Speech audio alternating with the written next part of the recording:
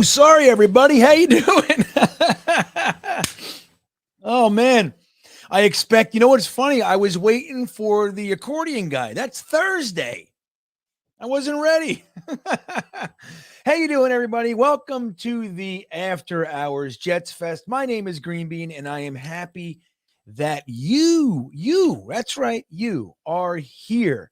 I want to say congratulations to Dio. Dio just won the highly competitive T-shirt contest over at Jets Talk 24/7's channel for the Talkin' Jets panel that we do every Tuesday at 8 p.m. over there with Ryan and Matt O'Leary. So congrats, Dio. Glad that you won. It was between you and Eric Craig. Got close at the end there. So Jets New York 102, what's up? He says the force is with us. I like that. Ooh, a legend, Jay-Z Jets fan. Well, thank you, man. I appreciate that. I'm glad that we're going live too. I wasn't done talking Jets. You know what I mean? I wasn't done. And that's what it is. Like, it's funny. When I decided not to do the After Hours Jets Fest anymore, because I was just so tired. Like, I'm trying to put this life together, being a homeschool dad and being a school teacher on some days a week and all this stuff I'm doing. And then it's like a Tuesday nights, though. I'm like, I want to talk Jets. I want to talk Jets some more. So I've just kind of been doing it a little consistently. I think it's the fact that we're a good team, I think actually helps. You know what I mean? If we were bad, I probably would have no problem shutting it off. Now, you guys know we still talk Jets daily when we suck. We know that because we've done it for years. This is the first time we've been good in a long time, but it still is. It's easier. It's more fun. And I'm motivated to talk more when the team is actually competitive. Hello, Aunt Jets. My buddy Braden from New Zealand is here. What's up, Braden? Good to see you, bud. This is my second favorite time of the week, and I want to draw everyone's attention to how he spelt favorite. You see that? Australia, England, the UK, they spell it with the U. They add the U. I like that. Yeah, there he is, Dio. That's right, to GreenBean and Nightbot. Well, look, Nightbot just compiles the people and then the number. It's really, truly, honestly random. Like, I will not allow it to, I will never, I want this guy to win. Never. I just let the numbers and the machine and whatever it is do what they're going to do. So you truly won. Congrats. Hank is here. What's up, Hank? That's right. You're welcome, man. Yeah, Snowball's here. What's up, Snowball? Is it okay to like Mike White? I know, right? Asking for a friend. It's really something, isn't it? Isn't it, Snowball? Twisted, crazy ass Jets fans. I'm home, indeed. Now, Twisted has a serious question. We're still going to do some more hellos, but maybe we leave this up. We get to this question first. Let's see. It's a serious question. We go a year and a half with receivers that can't catch a damn ball. And in one game that all ends, did Saleh invest in some stickum?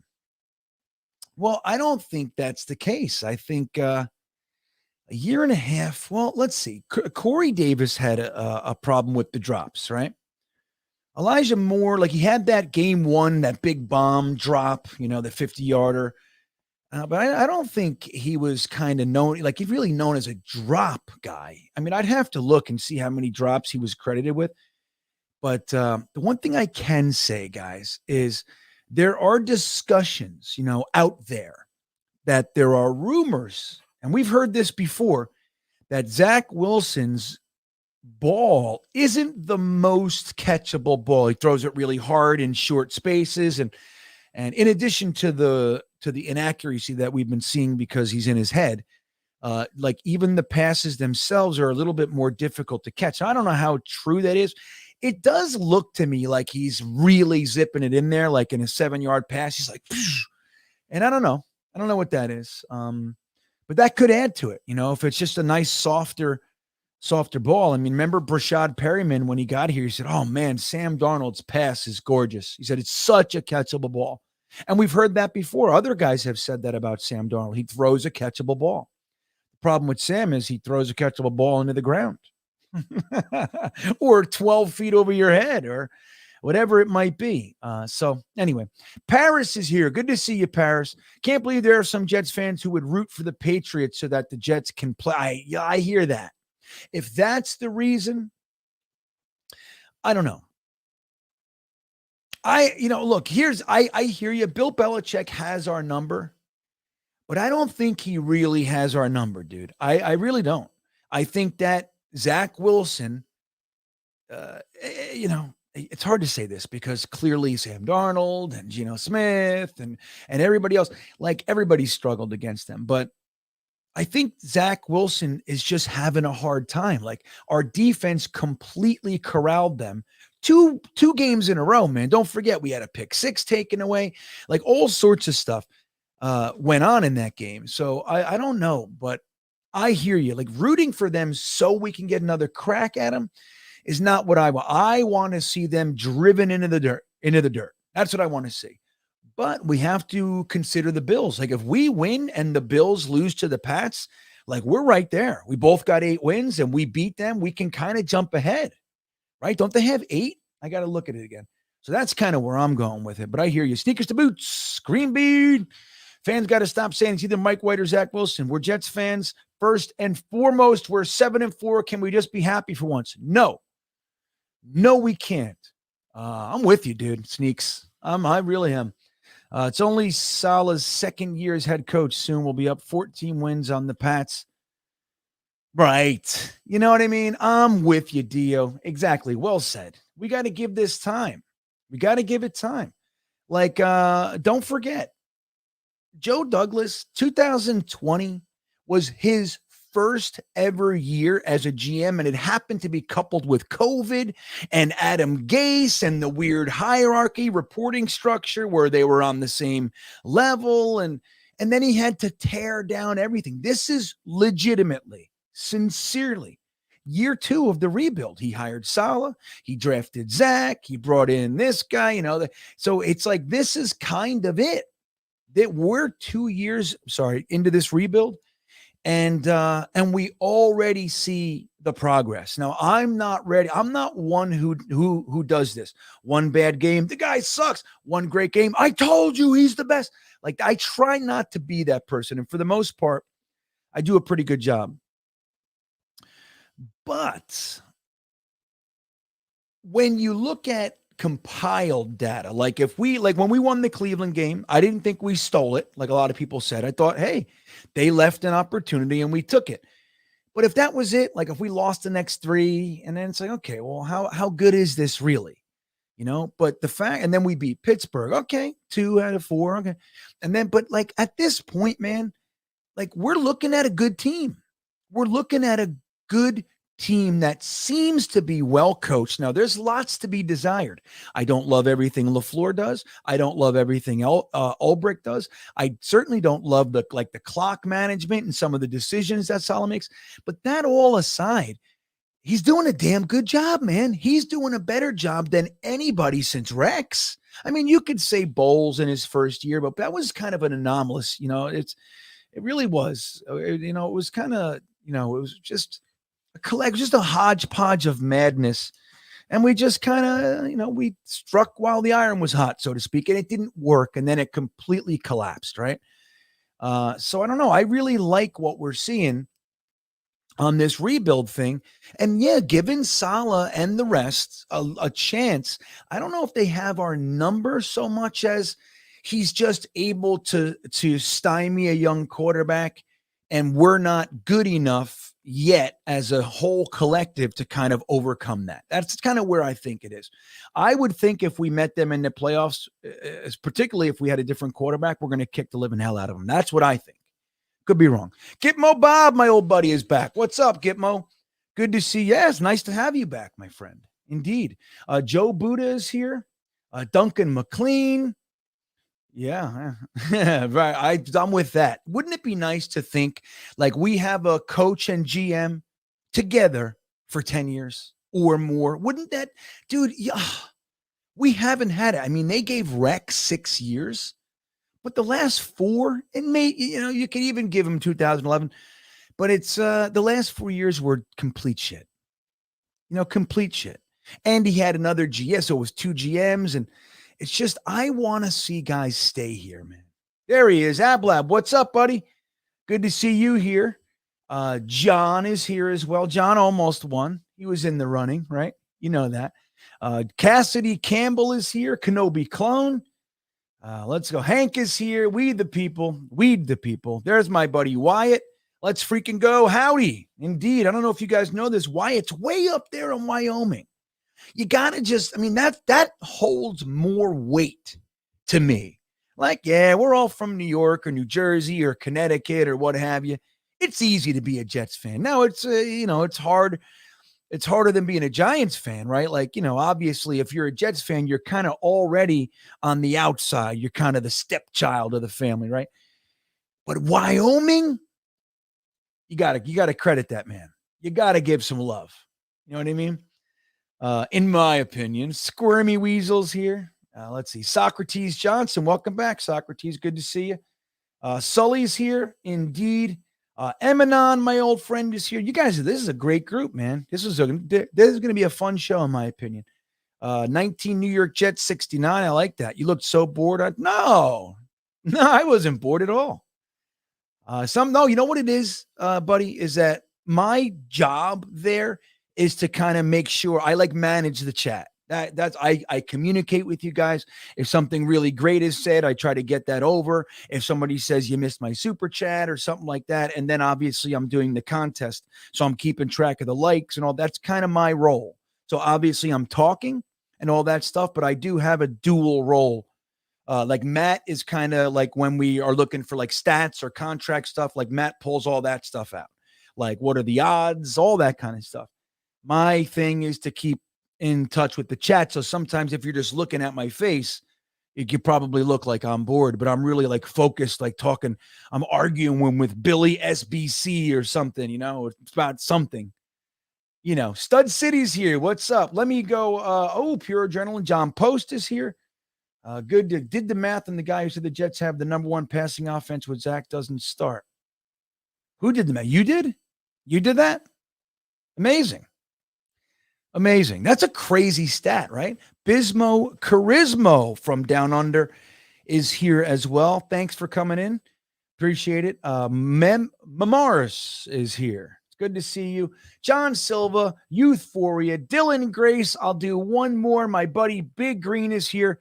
Let me go down and catch up to the chat so we can get this going. So, guys, how do we do this one? This one is predicated on you. Right. I can talk about anything for any length of time, but I like to make this show about what you guys want to talk about as best I can. I'll start with this topic. To what degree do you guys think that those rumblings, like people in the locker room being either frustrated with or not liking Zach Wilson, to what degree do you think that had to do with the decision? Do you think Zach's losing the locker room? Or is it just, hey, it's just very play based. He's not getting me the ball, so I'm frustrated. Do you think it's just simple like that? Or do you think that there's more to it? What do you guys think? I'd love to kind of kick that conversation into gear and see where we go. All right, let's see where we go from that one. There's Billy SBC. There he is. Jets Mess. Yeah, Red John is here. You guys, Omar. So what do you guys think about that? And I'll peruse the chat. Obviously, I try to get to as many comments as I can. As you know by now, super chats are guaranteed to get up. Your comment will be shown, and I appreciate it if you consider doing such a thing. But even without it, I'm going to try to do as many comments as I can. Omar says, we don't know what is going on, GreenBean. And I say that as a Zach supporter. Yeah. I mean, and you guys know, I wasn't a Zach homer by any means, but I was certainly a Zach supporter. And I also think kind of, writing him off after 16, 17 games is difficult for me to do as well, but not when the rest of the team is primed to make a push and he's the one thing. That's holding everybody back. Then I'm a little nervous. I don't know. Yeah, can you really do that? So I'm really curious to see what you guys, the Occam's razor. So yeah, well, what would be the easiest thing, JMG? What would it be? The simplest solution is usually the right answer, right? So if you looked at it like so, yeah, maybe that would lean toward it being true. I think it might. Morris thinks it's a fake narrative pushed by the media, and that wouldn't be the first time, right? We know that.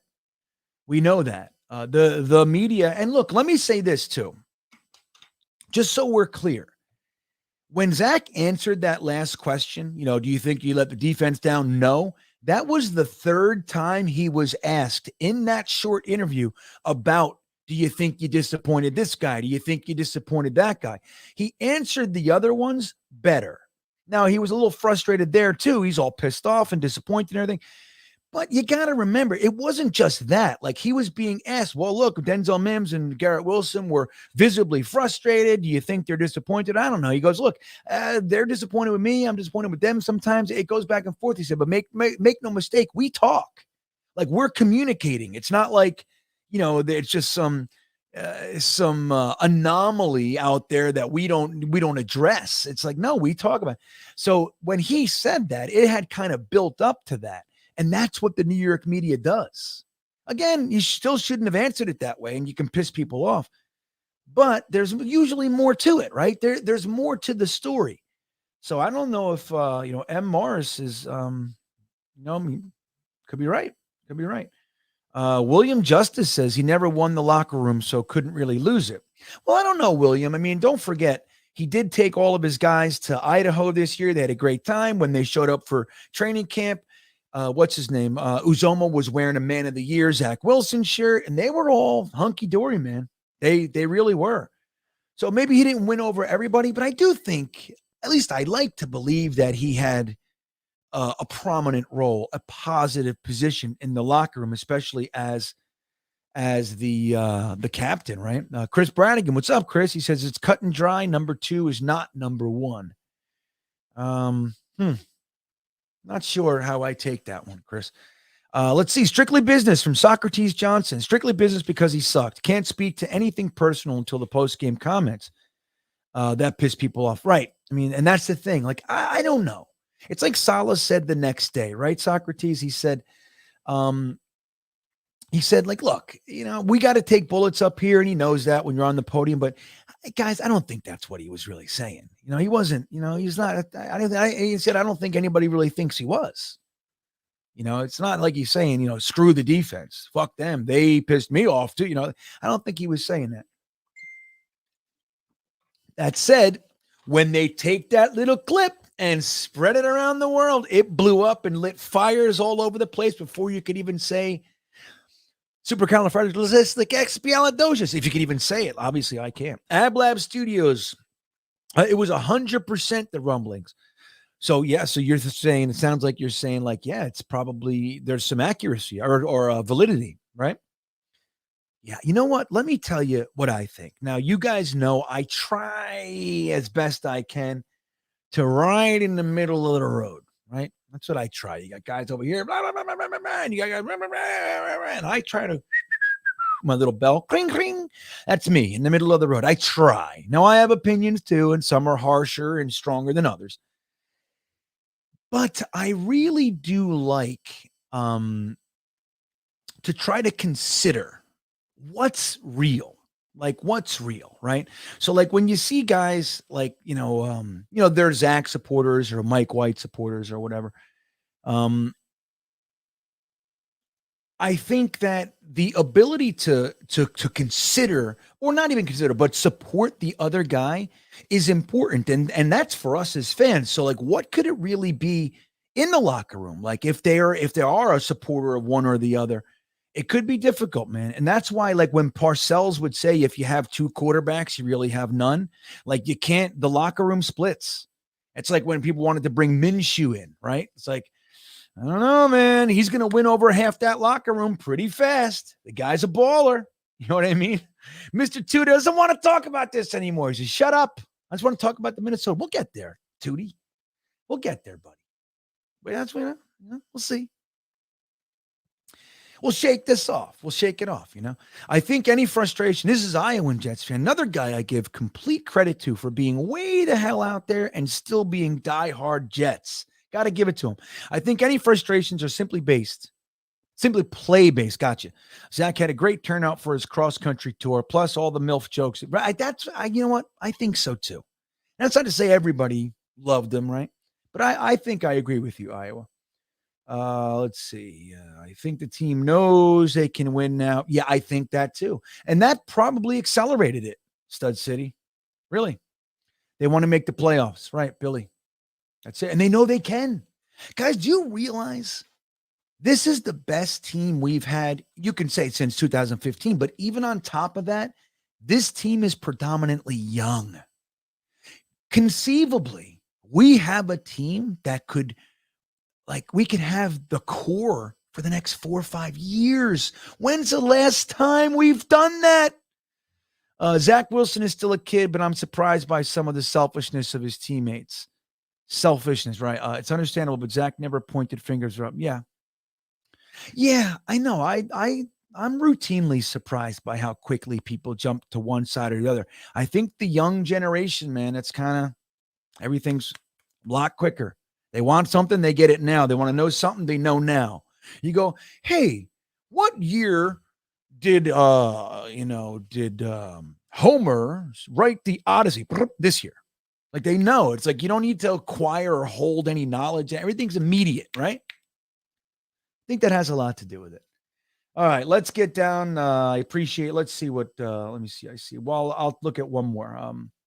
Gitmo, what he says. GreenBean, if you remember, after they lost out on Trevor Lawrence, I was not the biggest Zach Wilson fan. I would have traded down for the best package JD could steal and taken the best guy. Well, look, I think I was pretty vocal, Bob. That was my hope the whole time. I said, look, as much as I might like Zach Wilson, Justin Fields, or whoever, Trey Lance, who I didn't love the most. I liked them, but I was really hoping for that big old-fashioned haul. You know what I mean? And then you take Mac Jones or Kyle Trask or whoever. And in hindsight, you could have traded back to 12 or whatever and gotten Justin Fields just as easily. So, yeah, I'm with it. Let's get to Look, Wyatt. What's up, buddy? Thank you for the super chat, Wyatt. I do appreciate that. He says, I'd like an official Vikings V. I think he means victory, everybody. Jets prediction from you. Wait. Official Vikings victory Jets prediction from you. Do we win by 20 points or 40? Personally, I think we go undefeated all year. See you at the Super Bowl. Wyatt, I love your positivity, buddy. I sincerely do. Now, here's my official, I'll give it to you guys first. Here's my official stance as of Tuesday, November 29th. This is how I see it. I think the Jets can beat the Minnesota Vikings. Now, we're in their house, so there's that. That's going to be tough. They have as potent of an offensive potential as any team, right? I mean, look, dude, if Kirk Cousins and Justin Jefferson and Thielen and the running back, oh my God, are on. I don't know why I can't get his name in my brain, but if they're on, dude, they can carve you to shreds. Now, the good news is we have talent, real talent on our defense, specifically our pass rush. If our pass rush, like look at Quinnen Williams, right? Just as a great example, Wyatt. I have said for the last 3 years about Quinnen, the thing I like most about Quinnen Williams is the fact that he comes up big when you need him to come up big. Conversely, guys that we've had on this team for years, whether it's Leo or Jamal Adams or even Marcus May or all these guys that were good and we considered them our best players. They didn't really have the ability to come up big when you needed him to come up big. Quinnen Williams is the exact opposite. He comes up big. He could be quiet all game. I mean, he's doing a good job, whatever, but he could be kind of quiet all game. And then it's 4th and 2 on the 5-yard line. And he comes up with a sack. Like that's what Quinnen does. He's done it all year. He's done it his whole career since his rookie year. When he gets his stats, more times than not, they're when you need him to get his stats. That said, Quinnen had his quietest game against the Bears. Quiet. He had 1 tackle, no sacks, no tackles for a loss. I think he had a couple hurries or something like that. But all in all, it's a quiet game for him. I think it's because he didn't need to. You know what I mean? He didn't need to. Now, playing the Vikings, this is a game where Quinnen Williams has to be up. He has to be ready for it. He has to be on his game. I could honestly see Quinnen Williams having a real impact in this game. And if he does, Quinnen Williams kind of being a terror in the middle, that's gonna kind of loosen up the offensive line for Carl Lawson, Jermaine Johnson, Bryce Huff, and the like to be able to make more of an impact as well. JFM, right? So if our defensive line, and look, we've seen the last couple games, they've been blitzing in the beginning, sending a fifth. It was Jordan Whitehead the one time. I think we saw Quincy Williams. If we do that and we start rattling Cousins can make mistakes, man. And he's not the best quarterback. He's very efficient and he's very good, right? He's a solid quarterback, very good. He can beat the shit out of you. But if you can rattle him, then that takes away what their strength is, which is their wide receivers, in my opinion. And their defense, if Mike White can just play efficiently, just get the ball to Elijah Moore, to Garrett Wilson, to Tyler Conklin, to Michael Carter, just get it to him. 5 yards, just get it to him. Let them work. Look what Elijah Moore did with the ball in his hands. Look what Garrett Wilson did with the ball in his hands. Look what Ty Johnson did once the ball was in his hands. Look what Bam Knight did with the ball in his hands. Michael Carter. Like, these guys are playmakers. So my official prediction is 56-7 Jets. That's what it is, Wyatt. Hope you approve. Hey, Ron Mo Lake is here. I see you, buddy. I see you, Ron. It's good to have you here, man. Ballsby Hurton's in the house. You guys are awesome. I really do love you guys. Let's see. Okay, where are we going? I got to scroll down a little bit. Thomas Cahill checking in. What's up, Thomas? Good to see you. He says, GreenBean, I think there is something wrong with Zach, physically or otherwise. He's completely broken down. He can't even see his receivers. Let me tell you, Thomas, the truth is I feel very similar. I think something's wrong. Like, clearly he's got the measurables. He's 6'2.5". So he's actually 6'2" and like, what is it, 5/8 or something like that. So he's almost 6'3", which is plenty big for a quarterback. He's got the arm talent. He's clearly got the escapability and the legs, and he can run, and he's got all that stuff. He has the work ethic. He has the intelligence. It's all there. Why can't he hit a guy that's 5 yards away? Why? Why does he take off as soon as there's any even sense of pressure? Why? Now, there could be reasons. He got hit real hard. He's afraid of his knee, 2 injuries in essentially what amounts to 1 calendar year. Whatever that is, they got to figure that out. I mean, they should be sincerely they should be working on that. And sitting him down and removing him is a pretty good start. Now, I don't know what to do after that with him. I mean, I'm come from therapeutic background. I believe in therapy and all that shit. But I don't know, is that the right move, or just is it John Beck? Do you bring somebody in here? I know there's all kinds of guys talking about hiring Frank Reich as his quarterback coach. I mean, Frank Reich is a damn good quarterback coach, right? Maybe not, it didn't work out as a head coach, but as far as his quarterback coach chops, and he's up there, right? So maybe, because I don't know, it's like putting him in the hands of Rob Calabrese and Mike LaFleur. I don't know. I mean, look, I think Mike LaFleur has talent and potential as an offensive play caller and in the design of our offense, but dude, shit, these 2 young, raw, inexperienced coaches are responsible for Zach Wilson's development. And he's clearly not doing well. So something has to happen. I mean, how well is Rob Calabrese, with all due respect, in his second year ever doing this, gonna do for Zach Wilson? How well is he gonna manage this? And I don't know. I would love to see Saleh make a move in that regard, or Joe Douglas too, for that matter. I would really love to see them bring somebody on, because I don't know, because something's wrong. It's not physical. It's not. I mean, maybe they find out he's got something in his elbow or something. I don't know, but I think it's more than that.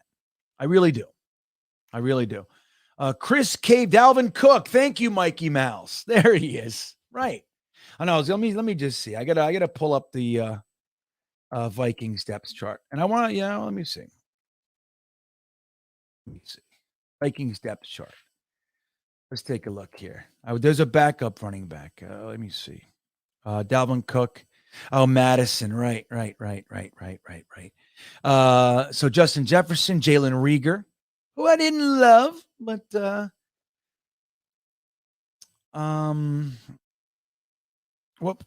me see. Jalen Reagor wasn't he the guy? Wait, hold on a second. I gotta see. I gotta just make sure. I don't want to talk out of my ass here. I think I know what I'm talking about. Yeah. So do you guys know that the Vikings have Jalen Reagor as a backup to Justin Jefferson? Did you know that the Philadelphia Eagles chose Jalen Reagor over Justin Jefferson? Right? Isn't that how it went? Or was that not it? Maybe it wasn't. Maybe who would know who it was? I'm all over the place. Forget it. Forget what I'm saying, man. Sometimes my brain smear all over the place. Who the hell was it?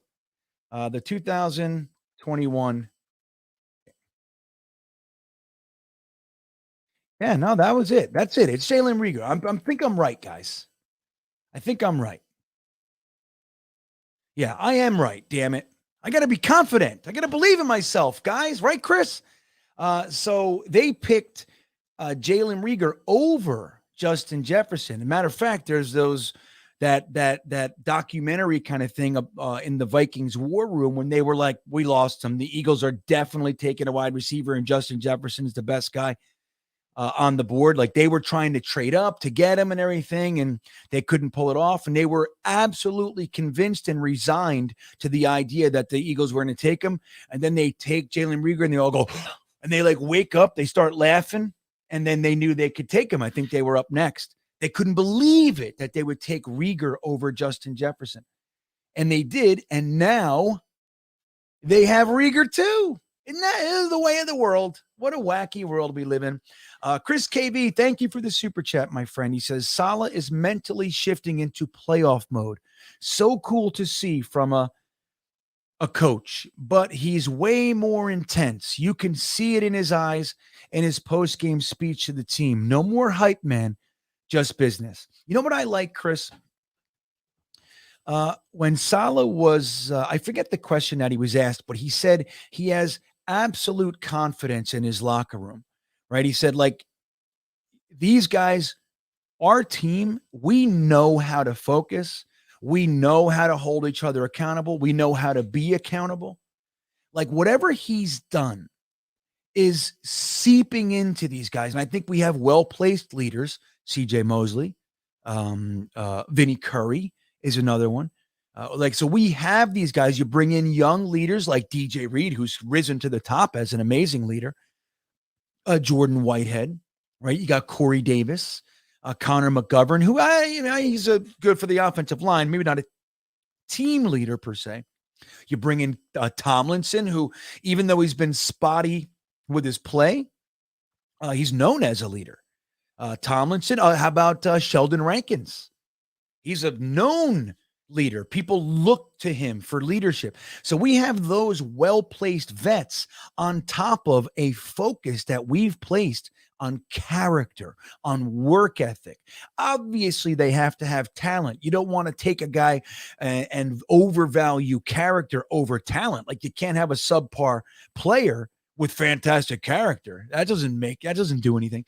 But if the talent is equal, you choose the character guy. You choose the guy that's going to show up, and he's not going out on Friday night getting shitted up, and he's late for practice, and he's thinking, "Screw you, I'm a star," and all that kind of shit. Hold on, guys, I got to take this off. Bear with me. My shirt is really bothering me. I'm sure you can see it. I'm like kind of messing with it a lot. It's digging into my elbow. Hold on. All right. So, hello. Wait a minute. Hello. Can you guys hear me? Have I been quiet the whole time? But yeah, I think that like you can see like Salah, he told us from the beginning, and I disagreed. I still don't love it. He doesn't feel he needs to motivate guys.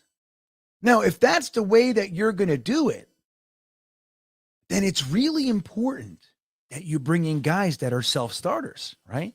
That are self-motivated and believe so strongly in themselves that they expect they expect excellence from themselves and everybody around them.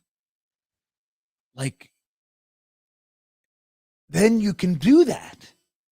And then Salah, he's not like purposely lighting fires under people's asses, but then he can be inspiring. And like Chris is saying, be like laser focused and like, dude, we're making the playoffs. Get on the train. And then it actually works. I think it's amazing, dude. Like, look, you guys know you've been hanging out with me for years now.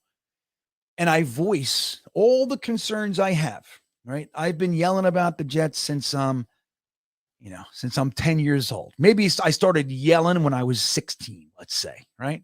15, 16. That's when I started yelling about the Jets. But I've been, dissecting what the Jets have been doing for a long time. Now, most of the time throughout my fandom, I have struggled to understand what the frig they're doing. It made no sense. So many times, and you guys know, there were so many times over the years that whatever the hell they were doing did not make sense. And we've said it over and over and over and over. And they did it and it failed. Or they didn't do it and it didn't work. Those types of things. So it's still hard to let go of that and believe that some of these ideas that are outside of the box, that they're going to work. It's hard. It's hard for us. So when guys are like, they have a hard time, they have a hard time believing, like in Mike White, right? So Mike White comes in. They have a hard time believing that we're going to get the backup that's going to be good consistently. Sure, anybody can have a backup come in for one game and throw for 350, right? Anybody can do that. But can the Jets really, can the New York Jets be so fortunate as to have a 5th round draft pick come in and be a consistently good quarterback? It's hard for us to get our brains around. Some of the younger guys like Wyatt, he's positive, man. He believes. And I love hanging out with him. Wyatt's a beanbagger. I get to talk to Wyatt often. Relatively often, right, Wyatt? So I get to talk to him. And he's as positive as they come. Upbeat, believes. And I love it. Because you know what? As positive as I think I am, I'm fucking weather beaten, dude. I've had my ass kicked by this team. It's hard. It's hard. Let me see this. Sneakers to boots. You know who's going to the game? Iowa's going. So if you're going to go sneakers to boots, reach out to Iowa Jetsfan. He's got tickets. He'll be there with his buddy. You guys should totally hook up, man. I mean, I don't want to be matchmaker here or anything, but I was a great dude. I hung out with him for a few days, opening day weekend. Twisted checking in. GreenBean, the D may have played for containment versus Fields. He didn't play, but they were prepared. No need to change the plan. Who are we talking about there? It's Quinnen? We talking about Quinnen? Versus Field. He didn't play, but they were prepared.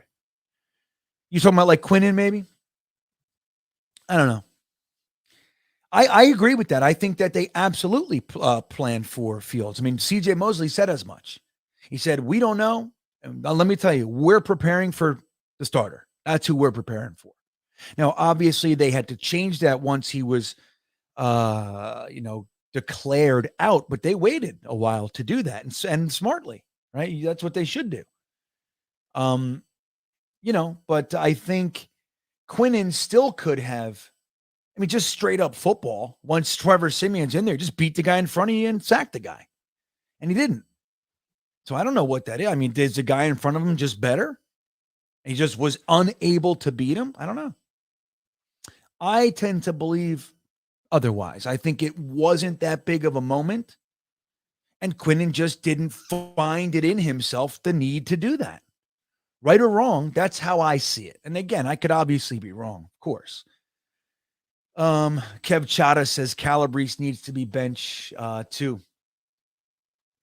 Let me see. So Prolific Flair, thank you for the super chat. And I see a couple other comments I want to get to that are pretty good.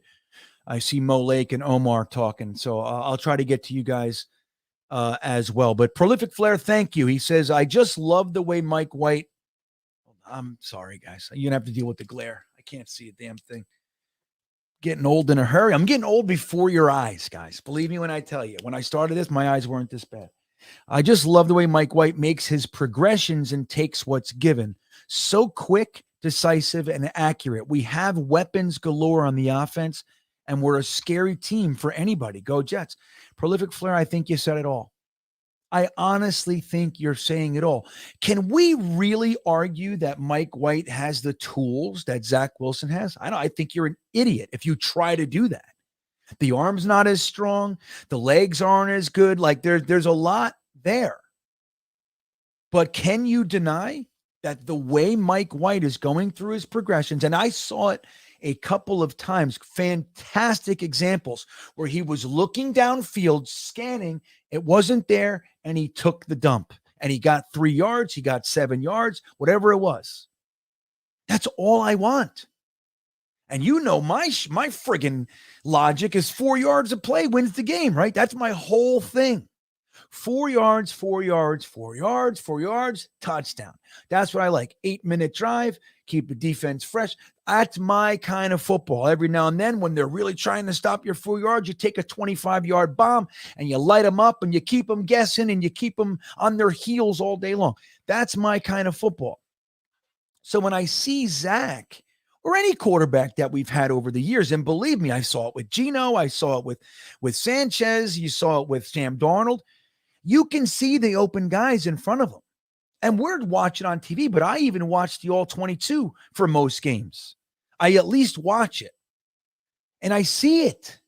And it's like, dude, there are guys, a lot of the time, with Zach in particular, the thing that bothered me the most and why I think something was kind of wrong with his thinking is that the guys that were open for short yardage in front of him, it's like he couldn't allow himself to kind of succumb to the need I couldn't find. I had to resort to taking the 3 yards.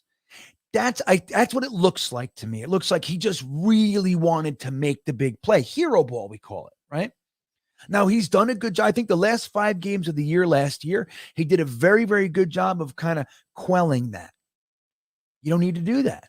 And that was after seeing Mike White and Josh Johnson run the offense efficiently. I mean, both of those guys had over 300 yards in the offense. So it's like right there, it shows you can do this. And we have more playmakers this year. This year, we have Conklin and Uzoma instead of Croft and Griffin.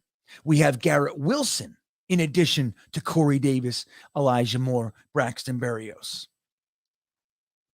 And then you got Michael Carter, you got Bam Knight, or whoever the fucking running backs are. We got Breece Hall, and he's not there. Now we got James Robinson. Like, we have a plethora of weapons, man. And what I like to see is what Prolific Flair is talking about here, which is, dude, make it simple. And Robert Saleh said he makes the easy things look easy. If he can continue to do that, I honestly think, just like Prolific Flair said, we're a scary friggin' team, man. Garrett Wilson, Elijah Moore, Corey Davis, Berrios, Michael Carter, Bam Knight, and Conklin in his own, that'll scare the shit out of anybody. You have to plan for that. We can beat you with any one of those guys. You're going to cover him, we got him. And having the ability to get it to all of them, up to this point, we've struggled to do that. So if Mike White can do exactly what Prolific Flair is saying here, I think we got a shot to beat anybody. And if our defense can be better than their defense, I think we fucking beat the Vikings, guys. That's what I believe.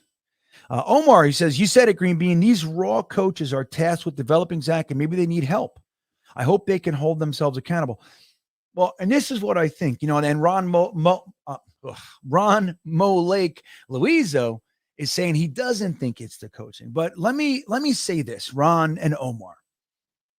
Last year, when Greg Knapp died, we know that he was the linchpin of the whole operation.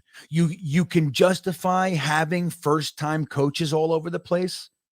And then you had John Benton as well on the offensive line. So you got a vet at the offensive line coach. You have Greg Knapp as the offensive assistant, passing game coordinator / quarterback coach. He's the guy running. Like Mike LaFleur is designing the actual game plan, the offense itself, and calling the plays.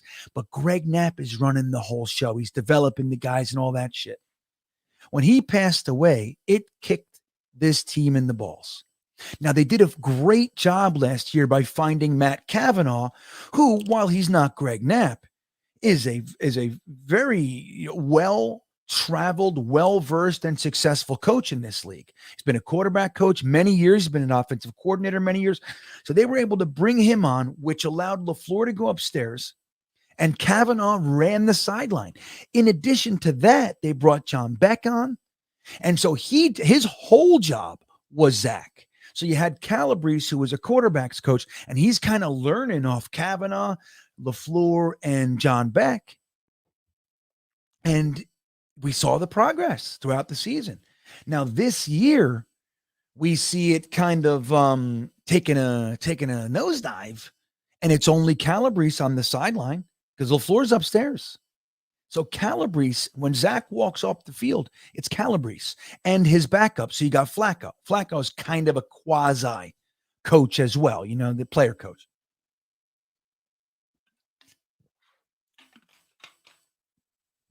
So I don't know. I mean, remember what they said, Omar? They said they wanted less voices in the room. So whatever that was, even though I really commend them, and I looked at it as an incredible positive to have Cavanaugh on the sideline running it during the games. Incredible positive. The fact that they said less voices in the room, it leads me to believe there may have been some disagreements, maybe a little too many chiefs, not enough, that old saying. Too many chiefs, too many cooks in the kitchen. Let's say it that way. Right? So I don't know. We have to see. Like, again, they're learning. Right now, they think that, less voices is a positive because they did it last year and it was a negative. And who knows? Maybe next year they go, shit, man, we absolutely needed another guy in the room. I don't know. We have to kind of endure this process as these guys learn. Saleh, first-time head coach. Joe Douglas, first-time GM. Mike LaFleur, first-time offensive coordinator. Calabrese, first-time quarterback coach. Ulbricht, first-time defensive coordinator. You got lots of guys around here that never did this shit before. And then on top of that, you got rookie Zach Wilson, your second year Zach Wilson. So this year, you got rookie Garrett Wilson, you got rookie Jermaine Johnson, you got rookie Breece Hall, you got rookie Michael Clemens, you got, you know what I mean? Like, you got rookie Sauce Gardner, you got second year Michael Carter and AVT. Like, it's a lot of potential for confusion and mistakes. But if you can see the progress and you can see the direction, then mistakes are fine. Dude, who the hell thought we were going to be a legitimate playoff team and even Super Bowl contender? Who really thought that? We were talking about 7 to 9 wins. If we get lucky and the ball bounces our way, maybe we squeak out 10. That schedule, the first 8 games or whatever it was, it looked like it was grim. We're like, man, if we can come out of that 500, you know what I mean? It will be a victory. We came out of it 6-3. It's like, it's nuts. So I think we just gotta walk through this with them and allow it. Like, mistakes are gonna happen, and we can't want to chop their heads off whenever a mistake is made. We can't do that. We can't chop their heads off every time they make a mistake, because mistakes are coming, because they're all new. But we see enough to believe that they're going to get it right. John Live Live 3897. Thank you for the super chat. He says, didn't Zach, take helmet to helmet. He did. He took two. There were two helmet to helmets that they didn't call. And it's funny because for us, especially like on the heels of those, like we had that helmet to helmet on CJ Mosley when the quarterback was diving. Like, dude, their helmets, he's diving. It's like, you know what I mean? That shit happens. It's definitely, it wasn't even a helmet to head, it was an elbow to the head. That's what it was. We got that call. And when you see JFM, taking away pick sixes for a little push, like when you're talking to a team that's endured and dealt with that crap, and you don't give us the call when a guy flat out nails Zach Wilson helmet to helmet, it's kind of bullshit, John. I'll tell you, I don't like it. I wasn't happy. So that couldn't have helped, right? That's not, doesn't help, man. Like, dudes, last year, I never saw a quarterback. I never saw the NFL allow a quarterback to take the abuse that Zach Wilson did last year. Never. They were good. Remember, like Buffalo, like they were picking him up and like landing all their weight on him. Like they're diving at his knees all year, and they rarely threw a penalty. The one time they threw a penalty that I remember was when the guy ripped his helmet off. That's the one time I remember. I don't even know if we got another one. I don't know what it is with this kid. A lot of people don't like him, and I'm not saying the NFL doesn't, but it just seems weird. He doesn't get the calls. He doesn't. JMG 7825. Thank you for the super chat. He says, GreenBean, do you think Mike LaFleur's playbook is wide open or limited with Mike fucking White? I think it's wide open, bro. That's what I think. I think Mike White's been here for 2 years. He was a starter for 3 games last year. I think that he knows the offense as well as anybody. That's what I think. I don't think that they have to hold too much back. Now, does that mean that they're going to use all the play? Like some plays probably aren't good for Mike White and what he brings. Like, Zach, they have him throwing down the sideline deep a lot. I don't know how much they're going to ask Mike White to do that. He doesn't have quite the arm that Zach has. But other than that, I mean, obviously there's going to be plays that, one quarterback's going to have a strength where another guy doesn't, right? So I think you got to consider that sort of stuff. But in general, I don't think Mike White has any real limitations as far as the playbook. That's not what I think. That's not what I think. Who am I? JMG, right? Who the hell am I? Vafadus says, Vikings have a great stadium. Really want to go. Now, I went there, Vafadus. I went there when it was closed, and I stood outside, and I looked at it. I said, wow. It's true. That's what I did. Hey, Iowa and sneakers to boots. Let me give you a solid recommendation. Can I give you guys a solid recommendation? I have a Minneapolis recommendation. Number one, it's the like really northern part of the Mississippi River. So get your ass over to the river if you can. It's cold, so I don't know if you want to do that. But if you just get to the river, you got to look at the Mississippi River. And there's the northern section. It's really big and wide, and there's some waterfalls up there and shit. And it goes through all the bread factories. And, Minneapolis is known for the bread, like dough factories, Pillsbury and Sunshine and all those places. They are centered or, headquartered in Minneapolis. That's kind of what it's known for. Now, I'm going to give you a food recommendation, Iowa. This is solid. This is GreenBean approved. There's a place called Hell's Kitchen. Now, it's not the Gordon Ramsay Hell's Kitchen. I said to say. And I believe this place was around before that show was around. So it just kind of got sucked into the name. Minneapolis is known for, Minnesota really is known for a very specific hamburger. I want to get to the super chats, but I really love to know if you guys, I'm so fucking far. Does anybody know? I'm going to look at the bottom of the chat. Put it in there. Does anybody know what Minneapolis is known for? Their food. There's one meal in particular that Minneapolis is known for. Anybody know? Pasta by the bucket, AC. Screw you, buddy. Busting my balls. That wasn't that good, too. I was excited to try it. I mean, I didn't have. There it is, Bradigan. Bradigan's got it. Now, Thomas, I'll get right back to you. And Socrates has it. It's called the Juicy Lucy. Now, what it is, just so you know, it's a burger that looks like just a plain old hamburger. It's big and thick like this, round and thick. Inside is where they put the cheese. So it's a molten cheese center. Doesn't that sound good? Doesn't that sound good, everybody? So a Juicy Lucy is a burger, a cheeseburger, but the cheese is in the center. And some places even put extra shit in there. Like, so they'll put bacon in there. They'll put little peppers or whatever they do. So they do all kinds of variations of it. The one at Hell's Kitchen is called the Juicy Lucifer. And it was bad assery at its finest, Iowa. Read Sneakers to Boots. If you're going to Minneapolis, at least one meal, I recommend dinner. It's a really great place, great atmosphere, the whole thing. You're going to love it. Hell's Kitchen, get a Juicy Lucifer, and there's even some appetizer I got with some sort of jelly or some shit. That was fantastic too. The place was out of this world. I forgot I can give you a recommendation from Minneapolis. I got recommendations all over the country, but Minneapolis, that's my recommendation. There you go. I ate at like 4 restaurants up there, 4 or 5. Yeah, 4. So anyway, that's the one I remember. So there you go. Take that, smoke it.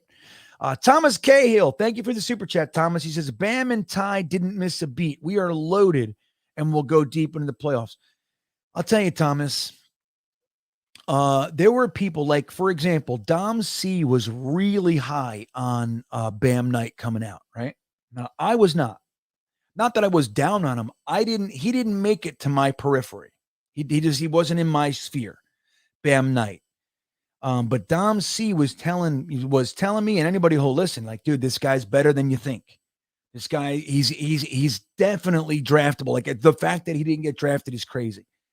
The Jets have also said they thought he was going to be drafted as well. They had already taken Brees, so he wasn't on their docket. But as an undrafted free agent, yeah, sure, get him. So I think, like, what a great scenario that we have. Like, obviously, best case would have been Brees Hall, Michael Carter, backed up by whoever, Ty Johnson, Bam Knight, whoever they chose, right? But with Brees Hall going down, I think Joe Douglas did a great move grabbing Robinson. Great move. I don't know. Maybe they're not liking him as much as they thought, or whatever. We'll see. He's had an impact already. He's done in the Buffalo game. He was fantastic. But even without him, if they're going to use Ty Johnson and Bam Knight, and Bam Knight was the leading rusher, man. Make no mistake. Bam Knight was the guy they gave the ball to more. Ty Johnson's plays, you could argue, had more impact. There were a little bit bigger plays, but I think Ty Johnson had 5 and Bam had 9 rushes. I think that's how it went. So when you look at the injuries to Brees Hall and then ultimately even Michael Carter. Now, we got good news on Michael Carter. It's a low ankle sprain, which is significantly better than a high ankle sprain. High ankle sprains can just linger for a long time. Low ankle sprain, so they'll probably keep him out this week. They're saying he's day-to-day, but they'll probably keep him out this week and run with Ty Johnson and Bam Knight, maybe Brian Robinson or James Robinson as well. You just start all three. If Michael Carter's not going to be there, you bring all three. That's the way I say it goes. But look at how deep we are, dude. Now, I hate even saying that because I believe in jinx. I just do. I hate it. I hate jinx and shit. But, dude, our fifth running back is better than the guys we were running out there as a starter 3 years ago. Think about, like, our starters were Frank Gore, Le'Veon Bell, who was toast. Now, Le'Veon Bell looked really good for like 2 games, and then he was toast. And he would have little moments here and there, but he did nothing for us. Now, there's lots of reasons for that, but clearly he was done. He went to Baltimore. They cut him. He went to Kansas City. They cut him. He's done. He's done. So you look at those guys. Those were our starters. We're down. We just elevated a kid from the practice squad behind Brees, Michael Carter, James Robinson, Ty Johnson. He's our fifth running back. And he came out and looked lights out. That's what Joe Douglas and Robert Saleh are doing here, man. Like, we give these guys 3, 4, 5 years. We very well could have a juggernaut on our hands, man. I mean that sincerely. I'm spooked even saying it. I am.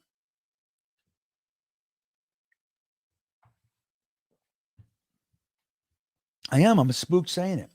I am. But that's the truth. Joe Douglas is the real deal. And Robert Saleh is clearly on the same page as Joe Douglas. Those guys are lockstep. You can see it in the draft room. You hear the way Robert Saleh talks about Joe Douglas's player acquisitions and how he runs the team. They're super complimentary of one another, and they're just on the same page. That alone is worth its weight in gold. But it's starting to look like Robert Saleh might even be a good coach on top of that, which is just so important, right? It's just so important. It's just crazy. If Joe Douglas continues to just do what he does, gets a solid impact first round pick, gets potential solid impact second rounder, Elijah Moore, Breece Hall, Denzel Mims. And if he can do, third, we don't know what Jeremy Ruckert's going to be, but I have every faith Jeremy Ruckert's a stud muffin.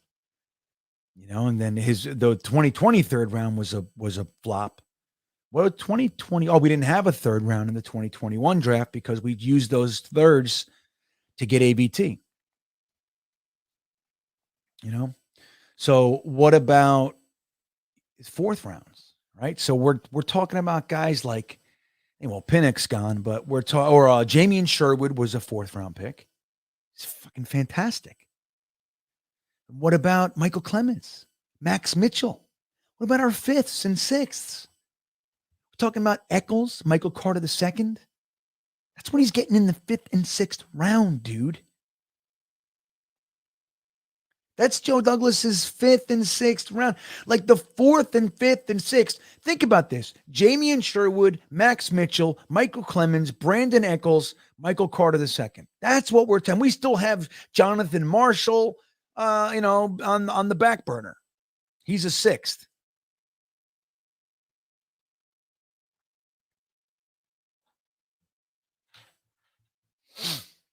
Unconscious says he wishes the New York fan base would take accountability themselves. There is absolutely no reason it should be harder to play in New York than any place else.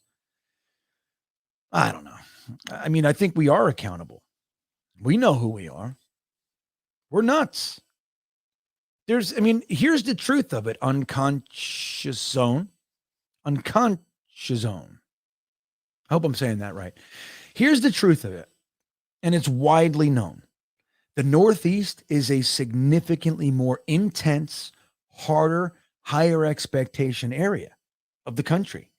Believe me, I've lived all over the country. I've lived in LA, I've lived in Florida, I've lived in Las Vegas, Los Angeles. I've lived all Maryland, Virginia. I live all over the country. And I've traveled all over the country, even more. When you get out of that bubble and like from Boston down to like, let's say Baltimore, you got Philly in there, that area, and that includes New Jersey, Connecticut, Massachusetts, obviously, New Hampshire. New Hampshire, let me tell you something. New Hampshire, with all due respect to anybody from New Hampshire, I swear to you, I had no idea it was coming. I met more assholes in New Hampshire, that little tiny sliver of a state. I couldn't believe it. I told we were there for like 2 weeks. I said, I fucking hate this place. Beautiful place. I can't believe how many jerks. Everybody I meet has an attitude problem. I don't know what it was. Maybe I just met all the assholes. I don't know. But it was like very consistent. So maybe you can include them too. Vermont, everybody was super nice. Crazy. Super friendly in Vermont. It's weird. But whether or not that should be, doesn't matter. It is. When you get out of there, even going into Pennsylvania, once you get past like Allentown, when you're heading west, it's a totally different world, dude. Totally different world. Now, Pittsburgh, you might be able to include that, right? And we're not talking inner cities. I'm just talking about the overall attitude of the city. Like, dude, New York, New Jersey, Philly, it's just more intense. You add to that, there's more money going through the place. Therefore, there's more media. So there's more infrastructure. There's more people talking. That's just the way it is, Unconscious Zone. It's not because I am an asshole. It's because I'm a product of my environment. Now, I think we're accountable, right? We know. We say it. We talk about it all the time. But then add to that the fact that we've had a shit product. We've spent hundreds of dollars, thousands of dollars over the years on this friggin' team, going to games, spending the day, dragging our poor friggin' kids into the mess. We've done that, and then they give us nothing. You go stand in the stadium for, you spend 4 hours in the parking lot, then you wait online, you go into your seats, and you sit there for 3 hours and watch 4 interceptions or 3 points. It's like, what are you going to do? That's a powder keg. You mix that recipe together, it's a fucking bomb. So that's what it is, buddy. You guys are funny, man. Anyway, I'd love to read and sneakers to boots, man. Let me know. Stuffed burger, right, Benny? That's right. Doesn't that Ablab, right, man? You've never been to Minneapolis? You have a Juicy Lucy, buddy? You got to do it, man. I'd like to. I loved Minneapolis. You know what? Minneapolis is a great city. Listen to this. Super clean. But it's so cold up there, guys, like in the winter. And they have business, they have corporations and everything. All of their skyscrapers, there's a walkway above the ground, maybe 20 feet, 30 feet in the air, whatever it is.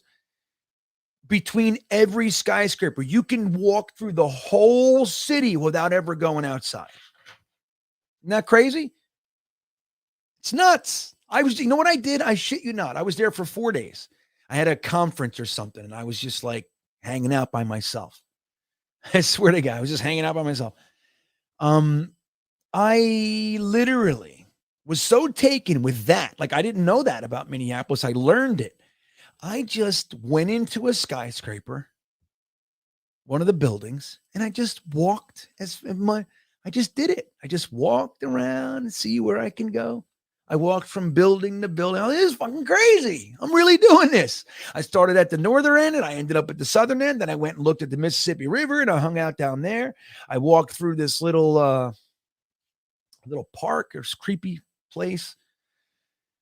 Anyway, Mr. Downtown, Green, did you ever try coasters in Minnesota? I didn't. But let me tell you, let me look at something real fast. Hold on. Now, I believe it's no, I don't want anything. I believe it's what the hell is it? Where is it? No, is it North Dakota? Wait a minute. No, stop. It's computer. Hold on. I'm going to tell you guys something. All right. No. Yeah, it's Minnesota. So listen to this, Mr. Downtown.